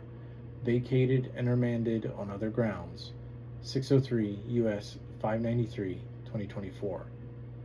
Mr. Trump also sought to obstruct the certification. His sole objective was to ensure that no one other than himself was certified as the president. Nor is there any doubt that Mr. Trump conspired with others to achieve his goal, and that at least one overt act was committed. With 3 of the 4 elements of a Section 371 violation established, the office anticipated that a central dispute at trial would be whether Mr. Trump pursued his obstructive purpose by, quote, deceit, craft, or trickery, or at least by means that are dishonest, end quote. Based on Hammerschmidt 265 U.S. at 188. The office concluded that the evidence established beyond a reasonable doubt that he did. The core of Mr. Trump's obstructive scheme was a false narrative of outcome-determinative voter fraud, which he and his surrogates frequently repeated and widely disseminated over the course of 2 months. Crucially, Not only was Mr. Trump's voter fraud narrative objectively false, he knew that it was false. Mr. Trump's false claims were repeatedly debunked, often directly to him by the very people best positioned to ascertain their truth. Campaign personnel told Mr. Trump his claims were unfounded. So did state officials. A White House official who engaged with Mr. Trump in his capacity as a candidate and even his own running mate. For example, Mr. Trump's campaign manager informed him that a claim that had been circulating that a substantial number of non-citizens had voted in Arizona was false. State officials issued public statements dispelling Mr. Trump's claims of widespread election fraud. Georgia's Secretary of State refuted multiple false claims of election fraud directly to Mr. Trump, including the false allegation that 5,000 dead people had voted in Georgia. When Mr. Trump raised various fraud allegations with Mr. Trump's Senate Majority Leader, he was told he had lost because he had underperformed with educated females. Vice President Pence told Mr. Trump that he had seen no evidence of outcome determinative fraud in the election. And tellingly, a senior advisor reiterated to Mr. Trump that co-conspirator 1 would be unable to prove his false fraud allegations in court, to which Mr. Trump responded, quote, "The details don't matter," end quote. Courts in which Mr. Trump brought numerous lawsuits all rebuffed his claims, which in some instances prompted him to issue public rebukes acknowledging those decisions. Still, other federal and state officials, some appointed by Mr. Trump and others who publicly supported and voted for him, publicly debunked allegations and outcome determinative voter fraud. Mr. Trump did not reach out to any of these officials to ask relevant questions about the election because he was not seeking honest answers. This was a pattern revealed throughout the investigation. Mr. Trump unquestioningly accepted at face value and amplified election fraud claims that benefited his quest to retain power.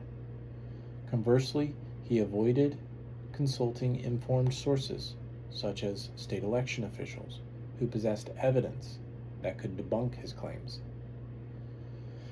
The office concluded that this consistent pattern would constitute powerful proof at trial that Mr. Trump knew the claims he was making were false. Mr. Trump's false claims were often divergent from one day to the next and otherwise internally inconsistent.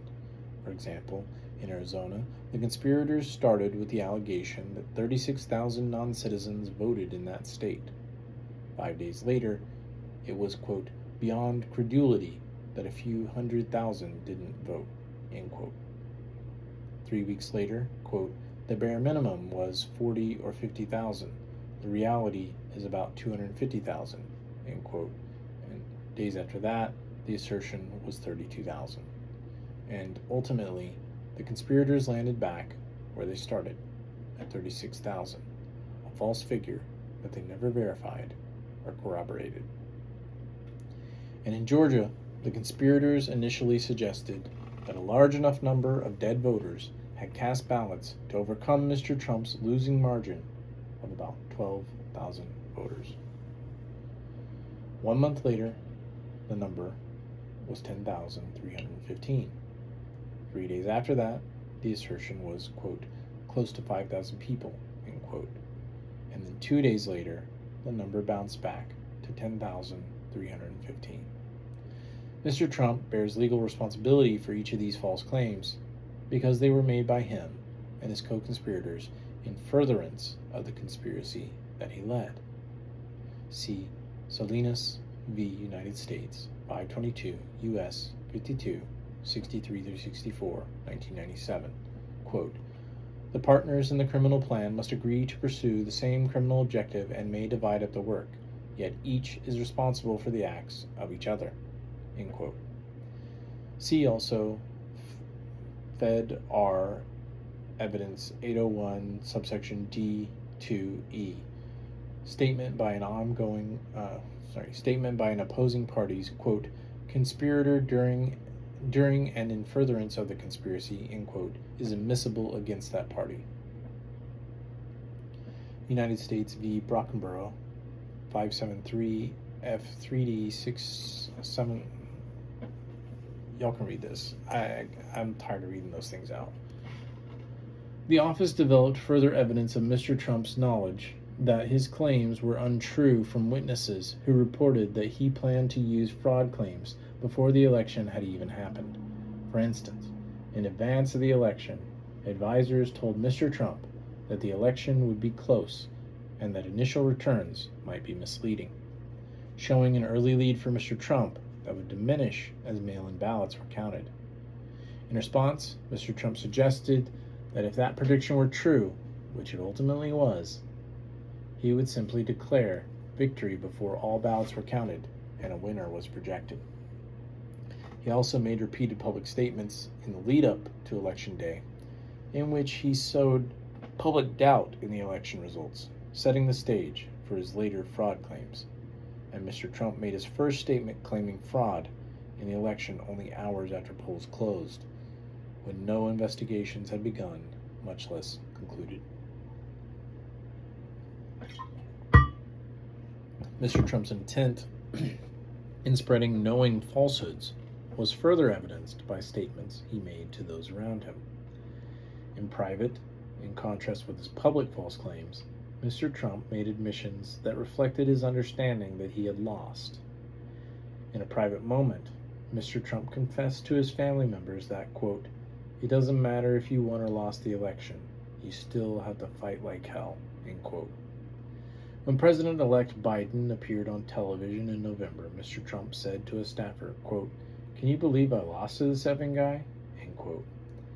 And when his own vice president declined to join the conspiracy, Mr. Trump berated him for being, quote, "too honest," end quote. Because the evidence showed that Mr. Trump knew his claims were false, it amply satisfied the mens rea standard for Section 371 charge, which would be satisfied by evidence that Mr. Trump either knew his fraud claims were false or that he acted with deliberate disregard for their truth or falsity. The concept of deliberate disregard, sometimes referred to as reckless disregard or reckless or deliberate indifference, has deep roots in the law of fraud. See U.S. ex rel. Shoot v. Supervalue Incorporated, 590. I'm not going to read that. I will quote it. Quote, "Whether the party thus misrepresenting a material fact knew it to be false or made the assertion without knowing whether it were true or false is wholly immaterial, for the affirmation of what one does not know or believe to be true is equally, in morals and law, as unjustifiable as the affirmation of what is known to be positively false." That concept is reflected in case law and jury instructions for the District of Columbia, as well as precedent from every other circuit.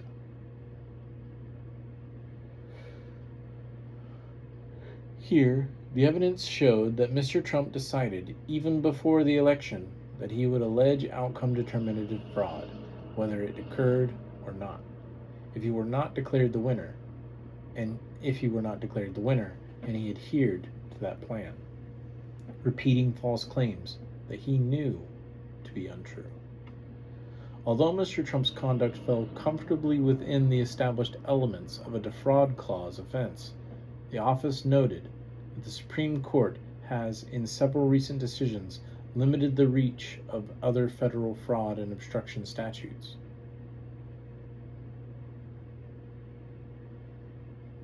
See, for an example given, Simonelli v. United States, 598 U.S. 306 in 2023, reversing conviction of a construction contractor for wire fraud, 18 U.S.C. Section 1343, for scheming with public official to tailor bid requirements for government contractors to favor himself because the government did not prove the defendant deprived the victim of a traditional property interest. Or Kelly v. United States, 590 U.S. 391 in 2020, reversing convictions for wire fraud of 18 U.S.C. Section 1343, and Federal Program Fund 18 U.S.C. Section 666, where defendants aimed to inflict political retribution on mayor by closing lanes of a bridge that served the mayor's city because the object of the scheme was not to obtain money or property. And Skilling v. United States in 561 U.S.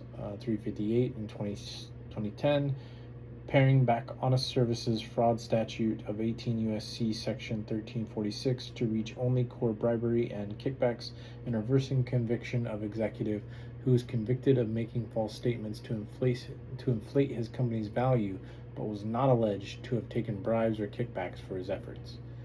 And Arthur Anderson LLP v. United States 544 U.S. 696 in 2005, requiring showing of knowingly corrupt conduct under obstruction of justice statute 18 U.S.C. Section 512, subsection B, subsection 2, and reversing conviction of accounting firm convicted of shredding documents in advance of an SEC investigatory demand based on failure of jury instructions to convey the requisite consciousness of wrongdoing. Given these decisions restricting the reach of other fraud and corruption statutes, the office considered whether the Supreme Court might also adopt a new construction of the defraud clause in Section 371, such as one that would, for the first time, limit it to money or property fraud.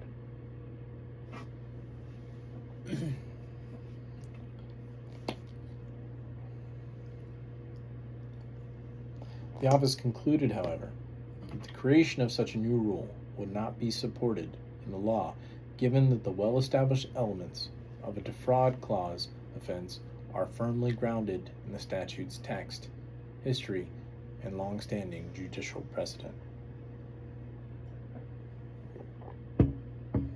For more than 100 years, the Supreme Court has, quote, stated repeatedly that the fraud covered by the statute reaches any conspiracy for the purpose of impairing, obstructing, or defeating the lawful function of any department of government, end quote. And that this branch of liability is distinct from money or property limitations in other areas of fraud law. In Tanner v. United States, 483 U.S. 107, 128, and 1987, citation and quotations have been omitted. And in Dennis v. United States, 384 U.S. 855, 861, and 1966, quote, it has long been established this statutory language is not confined to fraud, as that term has been defined in the common law. It reaches any conspiracy for the purpose of impairing, obstructing, or defeating the lawful function of any department of government, end quote. Citation and quotations omitted. There's also Glasser v. United States in 315 U.S. 6066 in 1942, upholding prosecution of a federal prosecutor for conspiring to receive bribes to influence his official duties. No financial fraud against the United States is alleged.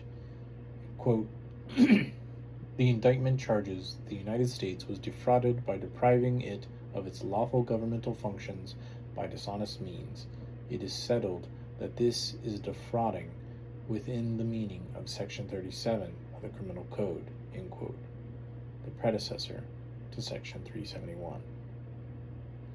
And in Hammerschmidt 265 U.S. at 188, quote, to conspire to defraud the United States also means to interfere with or obstruct one of its lawful governmental functions by deceit, craft, or trickery, or at least by means that are dishonest. It is not necessarily that the government shall be subjected to property or pecuniary loss by the fraud, but only that its legitimate official action and purpose shall be defeated by misrepresentation, chicane, or the overreaching of the charged with carrying out of the governmental intention, end quote. And Haas v. Henkel, 216 U.S. 462, 479 in 1910, quote, it is not essential that such a conspiracy shall contemplate a financial loss or that one shall result. The statute is broad enough in its terms to include any conspiracy for the purpose of impairing, obstructing, or defeating the lawful function of any department of government, end quote. Against the backdrop of that Supreme Court precedent, Congress has reenacted and indeed expanded the scope of the Defraud Clause, reflecting congressional ratification of the court's construction of it. See example given, Forest Grove School District v. TA 557 U.S. 230, 239 through 240 in 2009, quote, Congress is presumed to be aware of an administrative or judicial interpretation of a statute.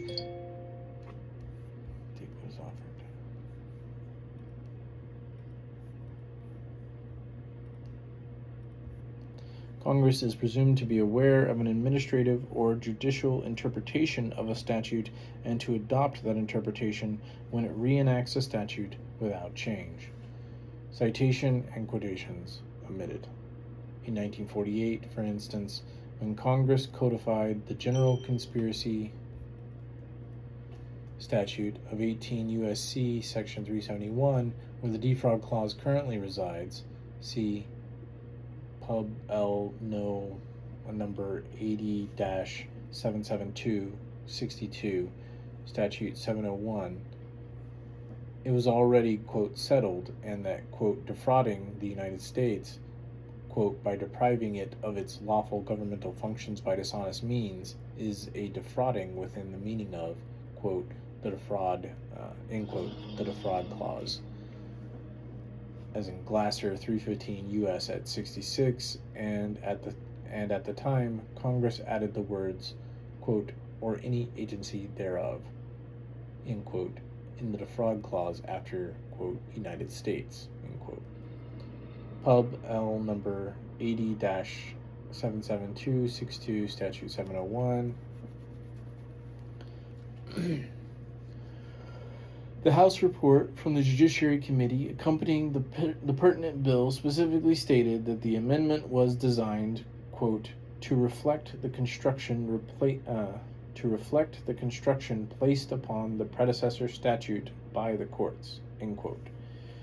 H.R. Rep. number 80-304 at A28 in 1947, and it has consistently been the Department's position in litigation that the Defraud Clause prescribes conspiracies to obstruct a lawful function of the federal government through deceit.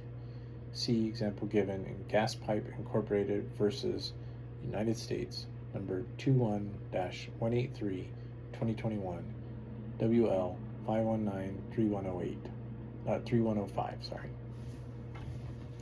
Brief in Oppen, U.S. October 8th, 2021, stating petitioner's contention that Defraud Clause is limited to money and property schemes is, quote, inconsistent with over a century of Supreme Court precedent, end quote. And in Flynn v. United States, I'm not going to read that, from May 19, 2021, stating Defraud Clause is not unconstitutionally vague, in part because of the Supreme Court's longstanding interpretation that interference or obstruction must be by deceit or dishonest means. And in Copeland versus United States,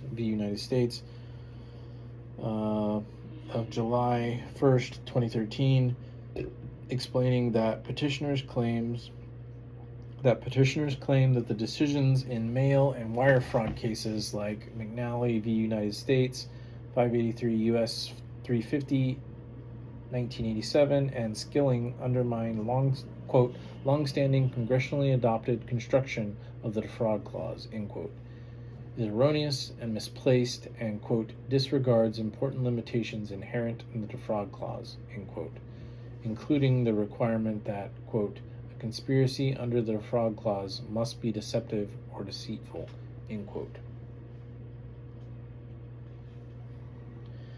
Accordingly, the office concluded that Mr. Trump's conduct fell within the scope of Section 371, given the statute's long-standing congressionally ratified construction and its historic use by Justice Department. The office also recognized various limiting principles in the application of Section 371, that separate Mr. Trump's conduct from mere hardscrabble politics.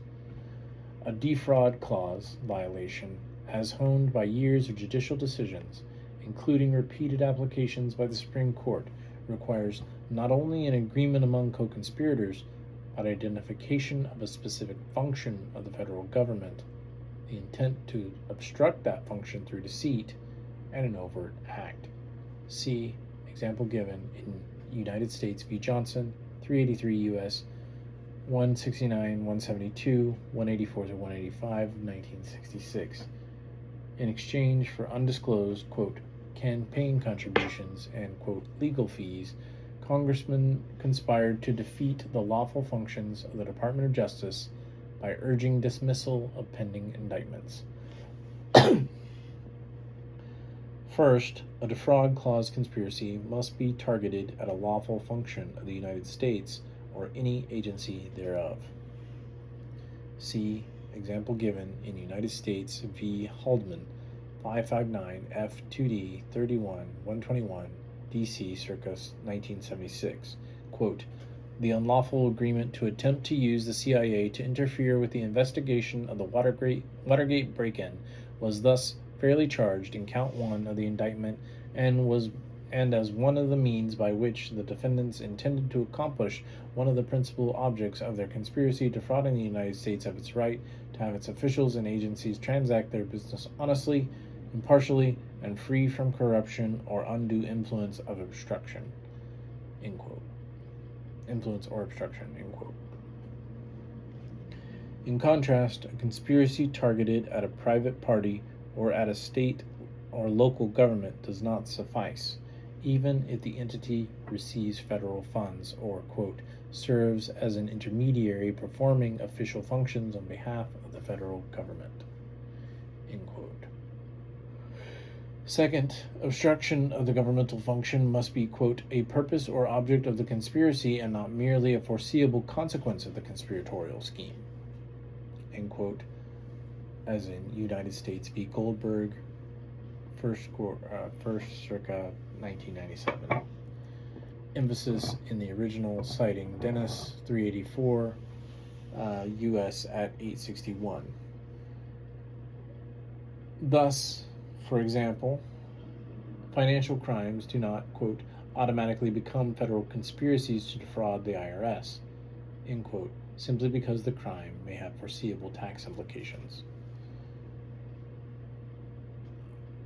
And this requirement means that the conspiracy must be aimed at defeating and obstructing the government function, rather than simply participating in it.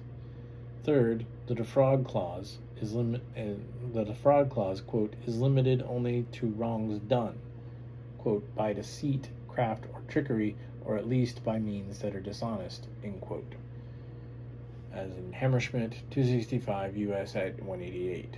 Fourth, the overt act requirement provides another limitation, the function of which is, quote, to manifest that the conspiracy is at work and is neither a project still resting solely in the minds of the conspirators, nor a fully completed operation no longer in existence.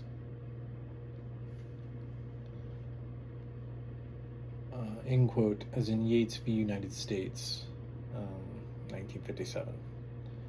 Citation and quotations omitted, overruled on other grounds by Burks v. United States, 1978.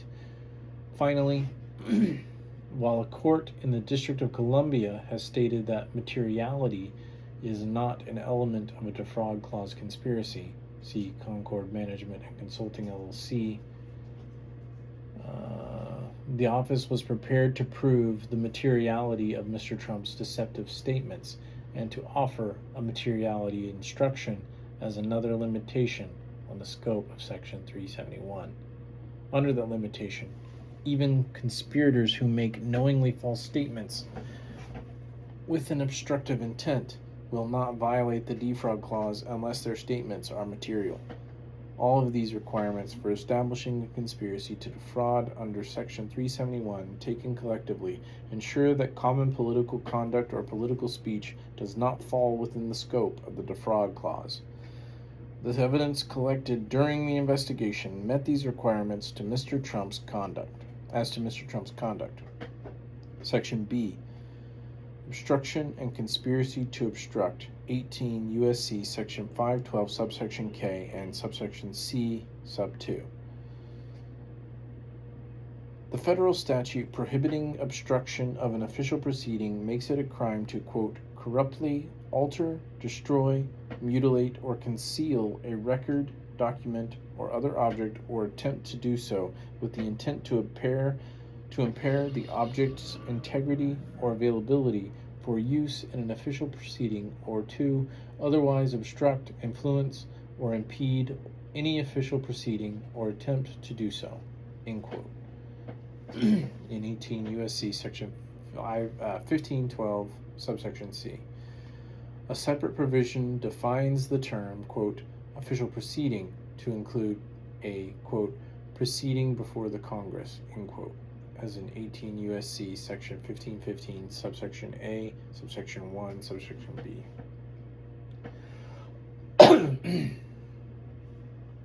In Fisher v. United States, 603 U.S. 580 in 2024, decided during the pendency of Mr. Trump's immunity appeal, the Supreme Court clarified the scope of an obstruction offense under Section 1512, subsection C2, holding that the statute applies only when a defendant impairs or attempts to impair, quote, the availability or integrity for use in an official proceeding of records, documents, objects, or other things used in the proceeding, end quote. In language that applies directly to the allegations in the superseding indictment, the Supreme Court explained that Section 1512C2 is to's criminal prohibition includes, quote, creating false evidence, end quote. Before seeking the original indictment, which, like the superseding indictment, alleged that one component of Mr. Trump's and his co-conspirators' obstruction involved replacing valid elector certificates from the contested states with false ones that they had manufactured, the office anticipated the possibility of such a result in Fisher, and confirmed that the evidence would prove Mr. Trump's guilt beyond a reasonable doubt, even under a narrow interpretation of Section 1512C2. In construing Section 1512C2 to reach impairing or attempting to impair the integrity or availability of records, documents, or other objects through, quote, creating false evidence, end quote, the Supreme Court cited United States v. Reich in 2007 by Sotomayor, in which a defendant was convicted under Section 1512C2 after he forged a court order and sent it to an opposing party intending to cause that party to withdraw a mandamus petition then pending before an appellate court. Man, that was bold. Dang. Just as the defendant in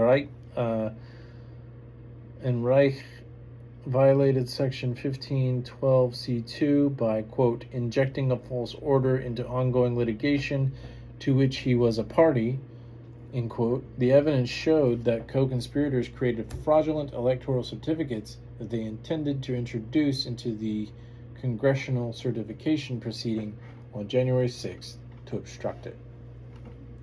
The office was also prepared to prove that Mr. Trump willfully caused his supporters to obstruct and attempt to obstruct the proceeding by summoning them to Washington, D.C., and then directing them to march to the Capitol to cause the vice president and legislators to reject the legitimate certificates and instead rely on the fraudulent electoral certificates. See 18 U.S.C. Section 2, subsection B, making a defendant criminally liable for, quote, willfully causing an act to be done, which, if directly performed by him or another, would be, quote, a federal offense. United States v. HSIA, HSIA, I'm not sure how to pronounce that, circa 1999, upholding a conviction for willfully causing a violation of 18 U.S.C. Section 1001. The Supreme Court's opinion in Fisher, therefore, did not undermine the viability of the Section 1512 counts. Much of the evidence that supports the Section 371 conspiracy to defraud likewise proves that Mr. Trump and co-conspirators violated Section 1512 subsection K and Section 1512 subsection C subsection 2. To demonstrate a violation of Section 1512 subsection C subsection 2, following Fisher, the government must prove 1. The defendant obstructed, influenced, or impeded an official proceeding or attempted to do so, and 2. In the course of doing so, the defendant committed or attempted to commit an act that impaired the integrity or rendered unavailable records, documents, objects, or other things for use in the official proceeding. 3. The defendant intended to impair the integrity of or render unavailable such records, documents, objects, or other things for use in the official proceeding, and 4. The defendant acted corruptly. See United States v. Baez, September 23, 2024, describing elements required to establish a violation of Section 1512C2 following Fisher.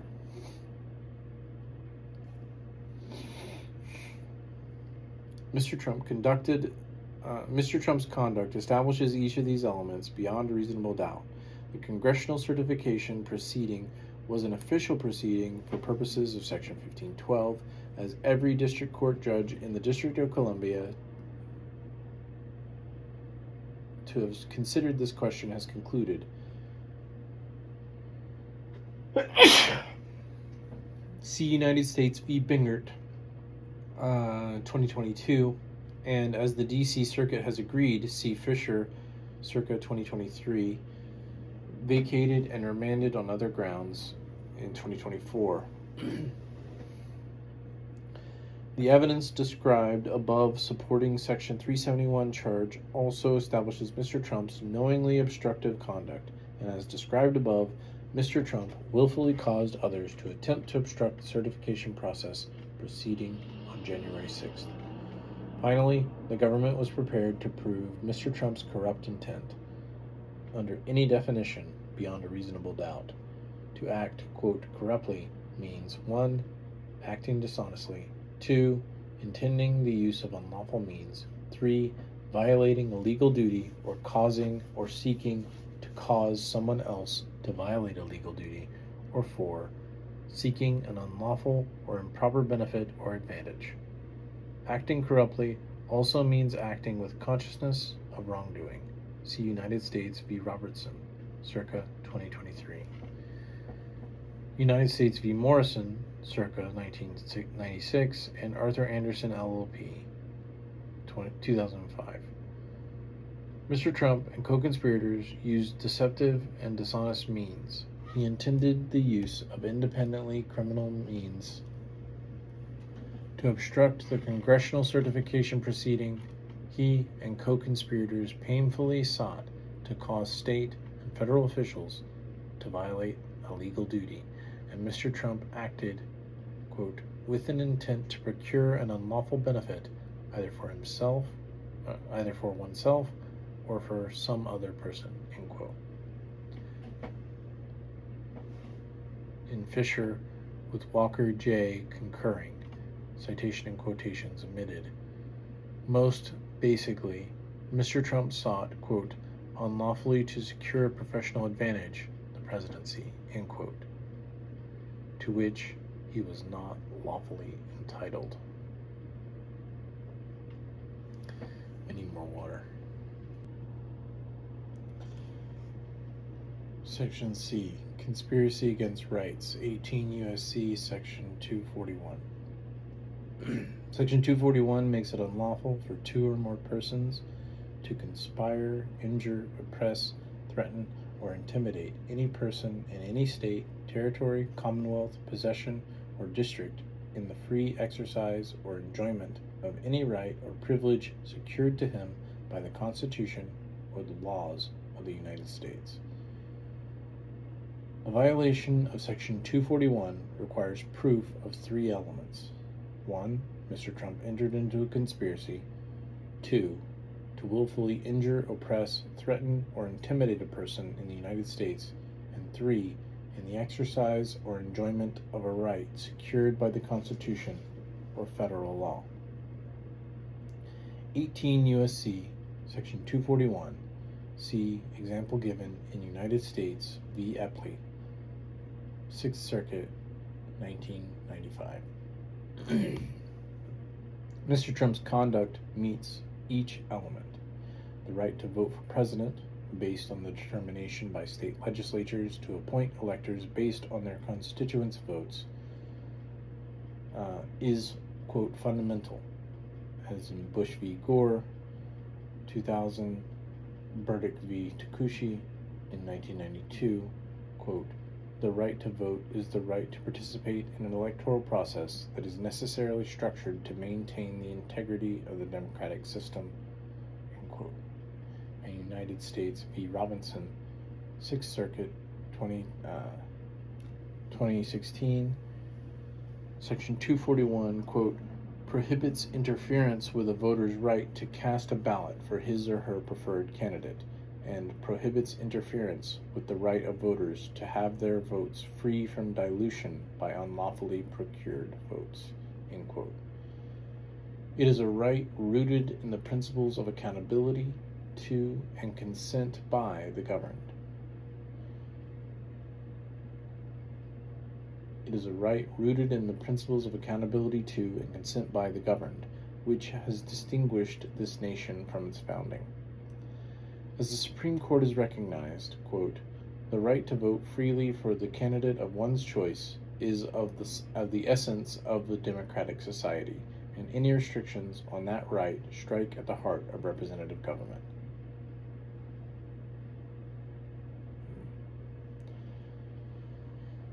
Reynolds v. Sims in 1964. See also Yikwo v. Hopkins in 1886. Voting is, quote, regarded as a fundamental political right because it is preservative of all rights, end quote. And Westbury v. Sanders in 1964, quote, no right is more precious in a free country than that of having a voice in the election of those who make the laws under which, as good citizens, we must live. Other rights, even the most basic, are illusory if the right to vote is undermined, end quote. Mr. Trump acknowledged that voting in a presidential election is a fundamental right under the Constitution. See ECF number 163 at 23, arguing that, quote, urging states or Congress to use their power to select or to count electors does not affect the fundamental right to vote because it does not arbitrarily, quote, value one person's vote over that of another, end quote. Or restrict the exercise of that right. Rather, it encourages the states and Congress to exercise their constitutional prerogatives a certain way, end quote. Indeed, given that all states have made the popular vote an integral means of appointing electors, the right to vote in a presidential election is among the most precious federal rights protected by the Constitution. CF United States v. Classic, 1941. When a state makes a primary election, quote, an integral part of the procedure for the popular choice of a congressman, end quote, it becomes, quote, a right established and guaranteed by the Constitution, end quote. See also Trump v. Anderson in 2024, per curiam, noting the, quote, uniquely important national interest, end quote, in, quote, a presidential election, end quote, because, quote, the president represents all the voters in the nation, end quote. Citation, quotations, and emphasis omitted. This history of the Section 241 offense with which Mr. Trump was charged, along with courts' universal and long-standing recognition of the voting rights protected by that statute, confirmed that protecting the right to vote is critical to the existence of the right. Section 241's predecessor statute was passed as part of the Enforcement Act of 1870, a Reconstruction-era law to address the, quote, continued denial of rights, end quote, to black citizens, quote, sometimes accompanied by violent assaults, end quote. United States v. Price in 1966. That act sought to combat widespread anti-Reconstruction violence, which included acts of terror aimed at disenfranchising black voters. The same year as the act's passage, Congress established the U.S. Department of Justice, and the department zealously pursued its mission to enforce voting rights in the Reconstruction era. Through the application and interpretation of Section 241 and its predecessor statute, courts have repeatedly underscored the importance of the right to vote. Courts have held that the right encompasses the ability to cast a vote, ex parte Yarborough, the Ku Klux cases, in 1884, protecting the right of an emancipated person to vote, and to have that vote counted, as in United States v. Mosley in 1915. Quote, "We regard it as equally unquestionable that the right to have one's votes counted is as open to protection by Congress as the right to put a ballot in a box." End quote. They have further confirmed that one's vote cannot lawfully be denied, destroyed, or diluted.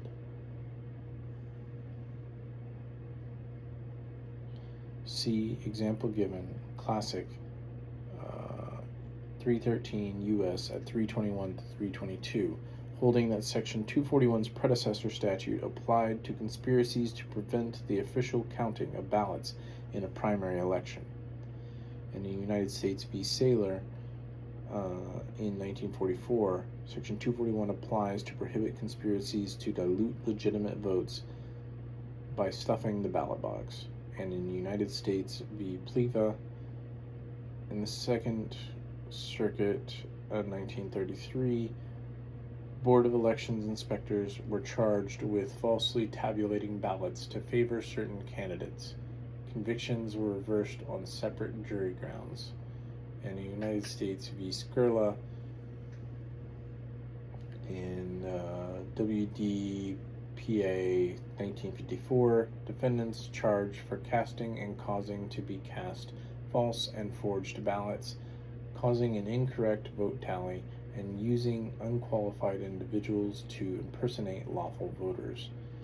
United States v. Townsley, 8th Circuit, 1988, scheme to discard certain absentee ballots. Man, I feel like they've used all those things. Mr. Trump and co-conspirators sought to deprive, that is, injure or oppress, citizens of their constitutional right to have their presidential election votes counted.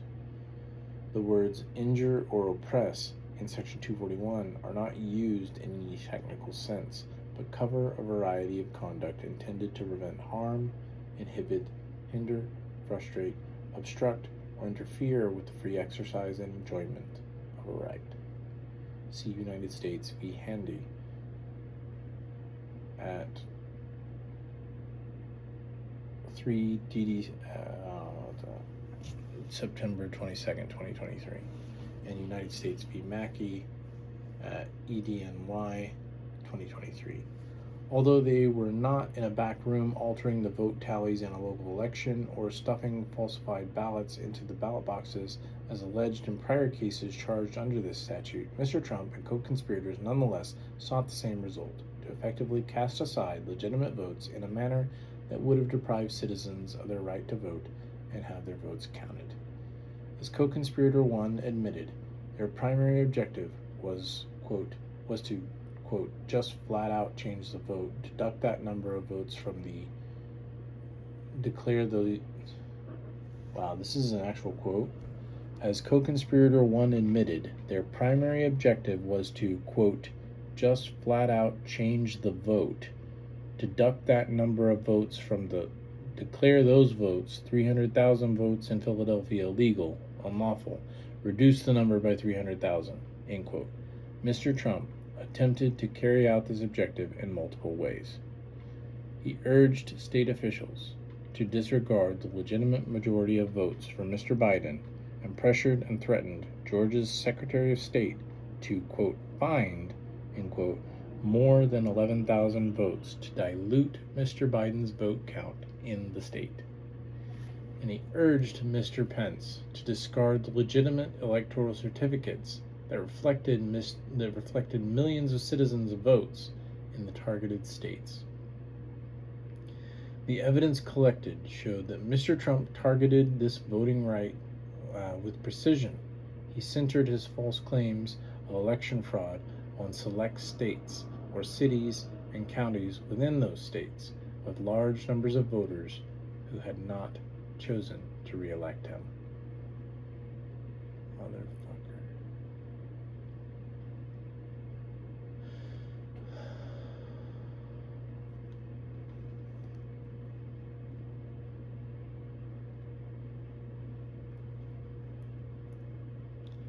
Section D. Defenses. Before presenting the original indictment to the grand jury, the office considered Mr. Trump's potential defenses to these charges, including a good faith defense, an advice of counsel defense, and constitutional defenses. The office concluded that each of the defenses was legally or factually flawed and thus would not prevail. First, it was expected that Mr. Trump would argue that he acted in good faith when he sought to stop the transfer of presidential power because he genuinely believed that outcome determinative fraud had undermined the election's integrity and caused him to lose.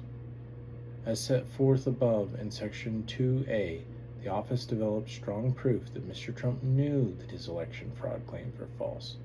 For example, Mr. Trump made persistent claims of a large number of dead voters in Georgia, including in his speech at the Ellipse on January 6th, even though his senior campaign advisor and Georgia's Secretary of State had told him that the claims were untrue.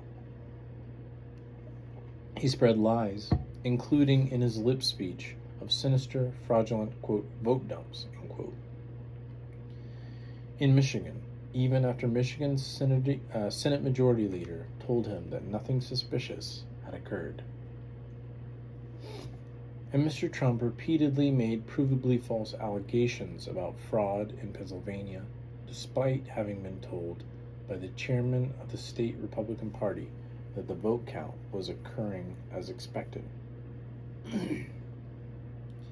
Even if Mr. Trump maintained that he sincerely believed he won the election, a conclusion unsupported by the evidence collected in the investigation, it would not provide a defense to the Section 371 charge. A defendant may not use deceit to obstruct a government function even if he believes the function itself to be unconstitutional because, quote, a claim of unconstitutionality will not be heard to excuse a voluntary, deliberate, and calculated course of fraud and deceit, end quote.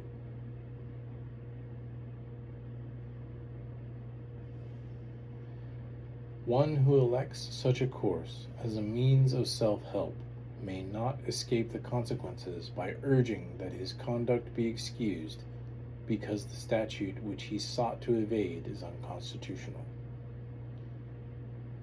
There are, quote, appropriate and inappropriate ways to challenge, quote, end quote, perceived illegalities. Just as the president of a company may be guilty of fraud for using knowingly false statements of fact to defraud investors, even if he subjectively believes that his company will eventually succeed, see example given in United States v. Arif in the First Circuit of 2018, in United States v. Kennedy in Sixth Circuit 2016, United States v. Chavez in 10th Circuit 2006. Mr. Trump could be convicted of using deceit to obstruct the government function by which the results of the presidential election are collected, counted, and certified, even if he established that he subjectively believed that he had reason to do so because of his claims the election was, quote, rigged, end quote. It bears emphasis that Mr. Trump's knowing deceit was pervasive throughout the charged conspiracies. This was not a case in which Mr. Trump merely misstated a fact or two in a handful of isolated instances. On a repeated basis, he and co-conspirators used specific knowingly false claims of election fraud in his calls and meetings with state officials in an effort to induce them to overturn the results of the election in their states. To his own vice president, to induce Mr. Pence to violate his duty during congressional certification proceeding, and on January 6th, as a call to action to the angry crowd he had gathered at the Ellipse and sent to the Capitol to disrupt the certification proceeding. Mr. Trump and co-conspirators used other forms of deceit as well, including when they falsely represented that the fraudulent electoral votes would be used only if Mr. Trump prevailed in pending contests in their states, and when they caused the fraudulent electors to falsely swear that they were duly certified and send those false certifications to Congress. Regardless of any claim that Mr. Trump subjectively believed the outcome of the election was unfair or rigged, the office concluded that these knowingly deceitful statements and acts would overcome any good faith defense.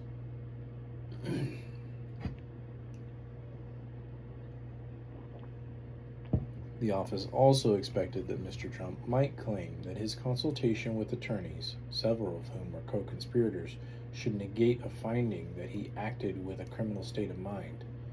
In pretrial litigation,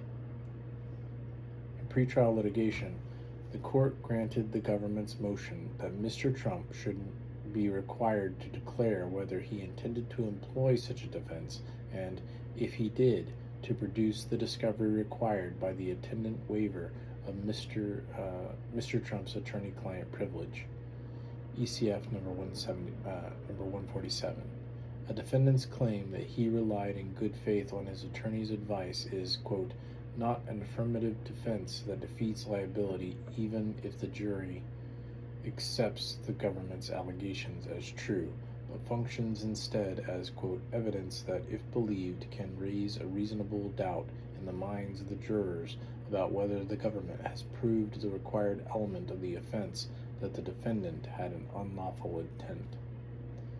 As in United States v. Scully, 2nd Circuit, 2017, quoting United States v. Beechnut Nutrition Corp., 2nd Circuit, 1989.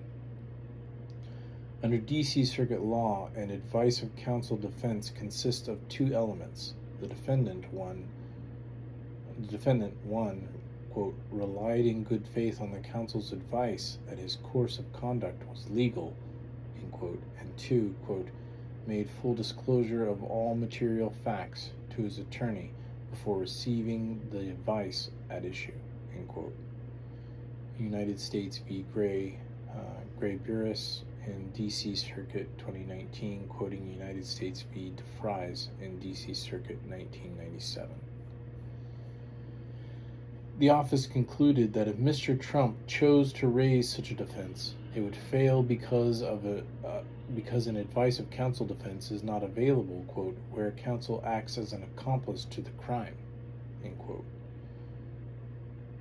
United States v. West, D.C. Circuit, 2004, Roberts J. The evidence showed that the central attorneys on whom Mr. Trump may have relied for such a defense, such as co-conspirator 1 or co-conspirator 2, were, quote, partners in a venture, end quote, with the result that any advice of counsel defense necessarily would fail. Citing United States v. Carr in the 5th Circuit, 1984, CF United States v. Sintolo, 1st Circuit, 1987, quote, a criminal lawyer has no license to act as a lawyer. A criminal lawyer has no license to act as a lawyer criminal, end quote. Co-conspirator 1 assisted Mr. Trump in knowingly false claims of election fraud in furtherance of the charged conspiracies, at press conferences, at hearings before legislatures in the targeted states, and directly with officials in the targeted states. Co-conspirator 1 made a wide range of specific, though ever-changing, false claims of election fraud. Co-conspirator 1 continued to do so after his lies were publicly or directly debunked. Co-conspirator 1's involvement spanned from his insistence that Mr. Trump declared victory on election night to the voicemails that co-conspirator 1 left for senators on the night of January 6th, using false claims of election fraud to ask that the legislators further delay the certification. Co-conspirator 2 was instrumental in Mr. Trump's efforts to organize his electors to cast fraudulent votes and send them to the vice president, and then to pressure the vice president to use the fraudulent electoral certificates to overturn the election results. Throughout his involvement in Mr. Trump's conspiracies, co-conspirator 2 conceded privately to other attorneys, both private attorneys and those responsible for advising Mr. Trump and the vice president, that his plans violated federal law and would not withstand scrutiny in court.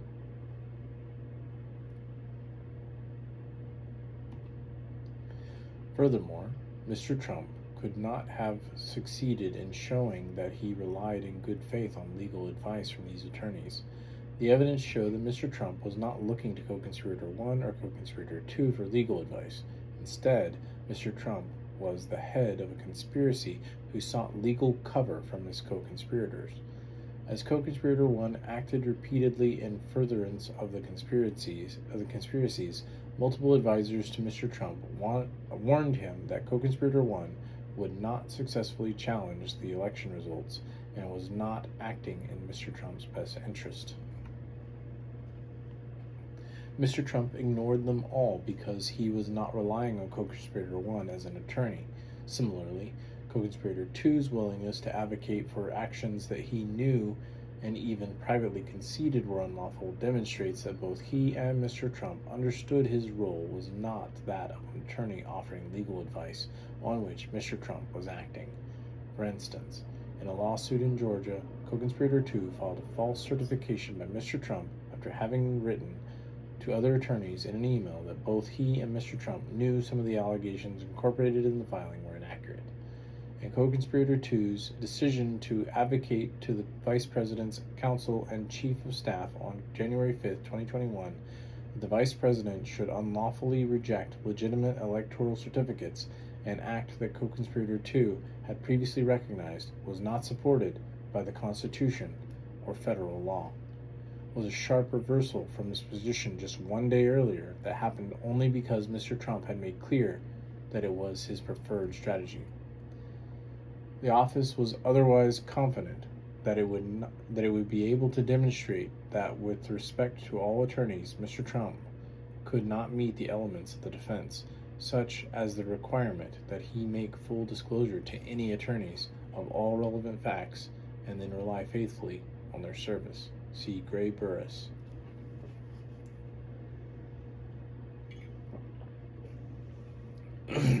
Finally, the office anticipated that Mr. Trump would claim that his conduct was protected by the First Amendment. As the district court recognized, quote, "The First Amendment embodies our profound national commitment to the free exchange of ideas," end quote, and it bars the government from, quote, "restricting expression because of its message, its ideas, its subject matter, or its content," end quote.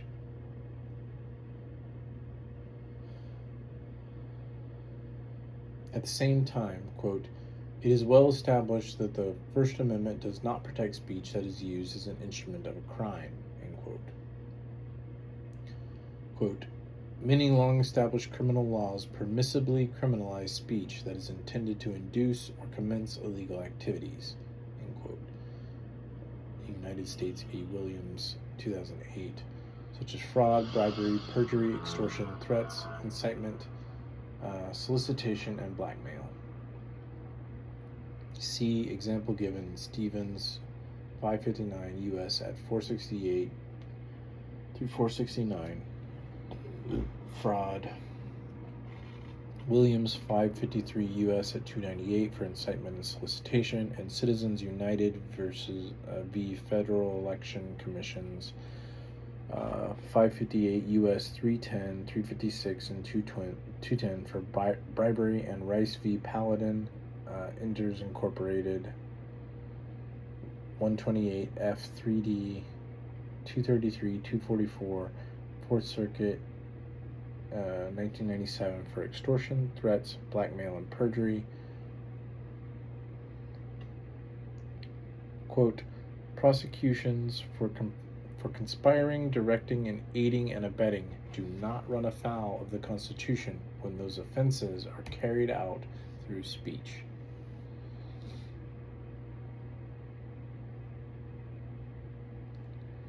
Consistent with that precedent, the original and superseding indictments recognized that Mr. Trump, quote, had a right, like every American, to speak publicly about the 2020 presidential election and even to claim, falsely, that there had been outcome determinative fraud during the election and that he had won, end quote.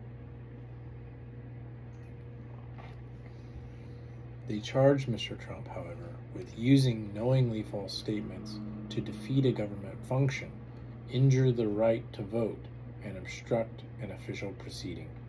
That is, he made, quote, dozens of specific claims that there had been substantial fraud in certain states, such as that large numbers of dead, non-resident, non-citizen, or otherwise ineligible voters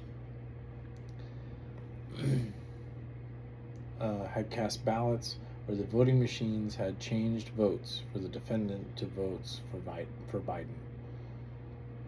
Those were factual claims that were verifiably false, and Mr. Trump knew that they were false.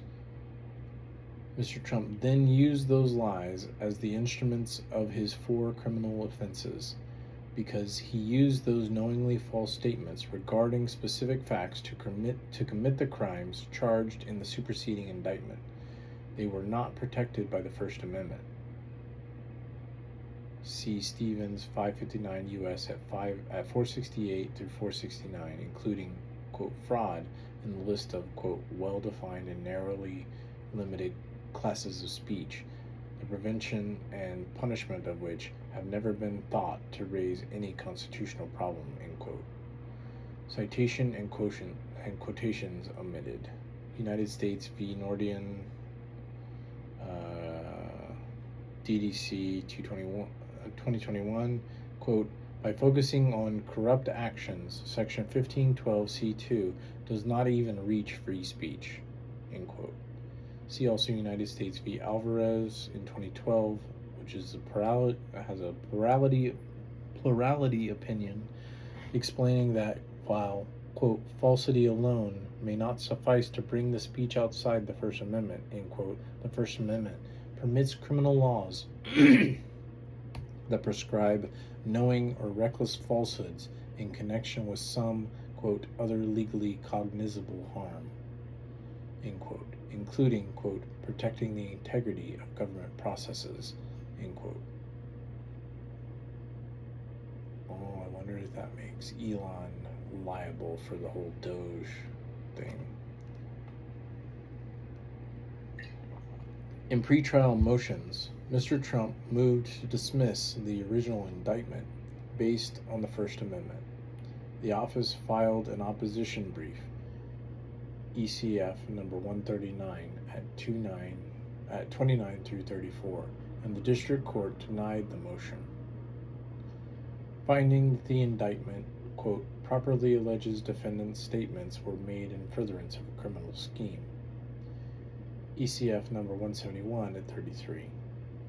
As the court explained, Mr. Trump was, quote, not being prosecuted for his, quote, view on a political dispute.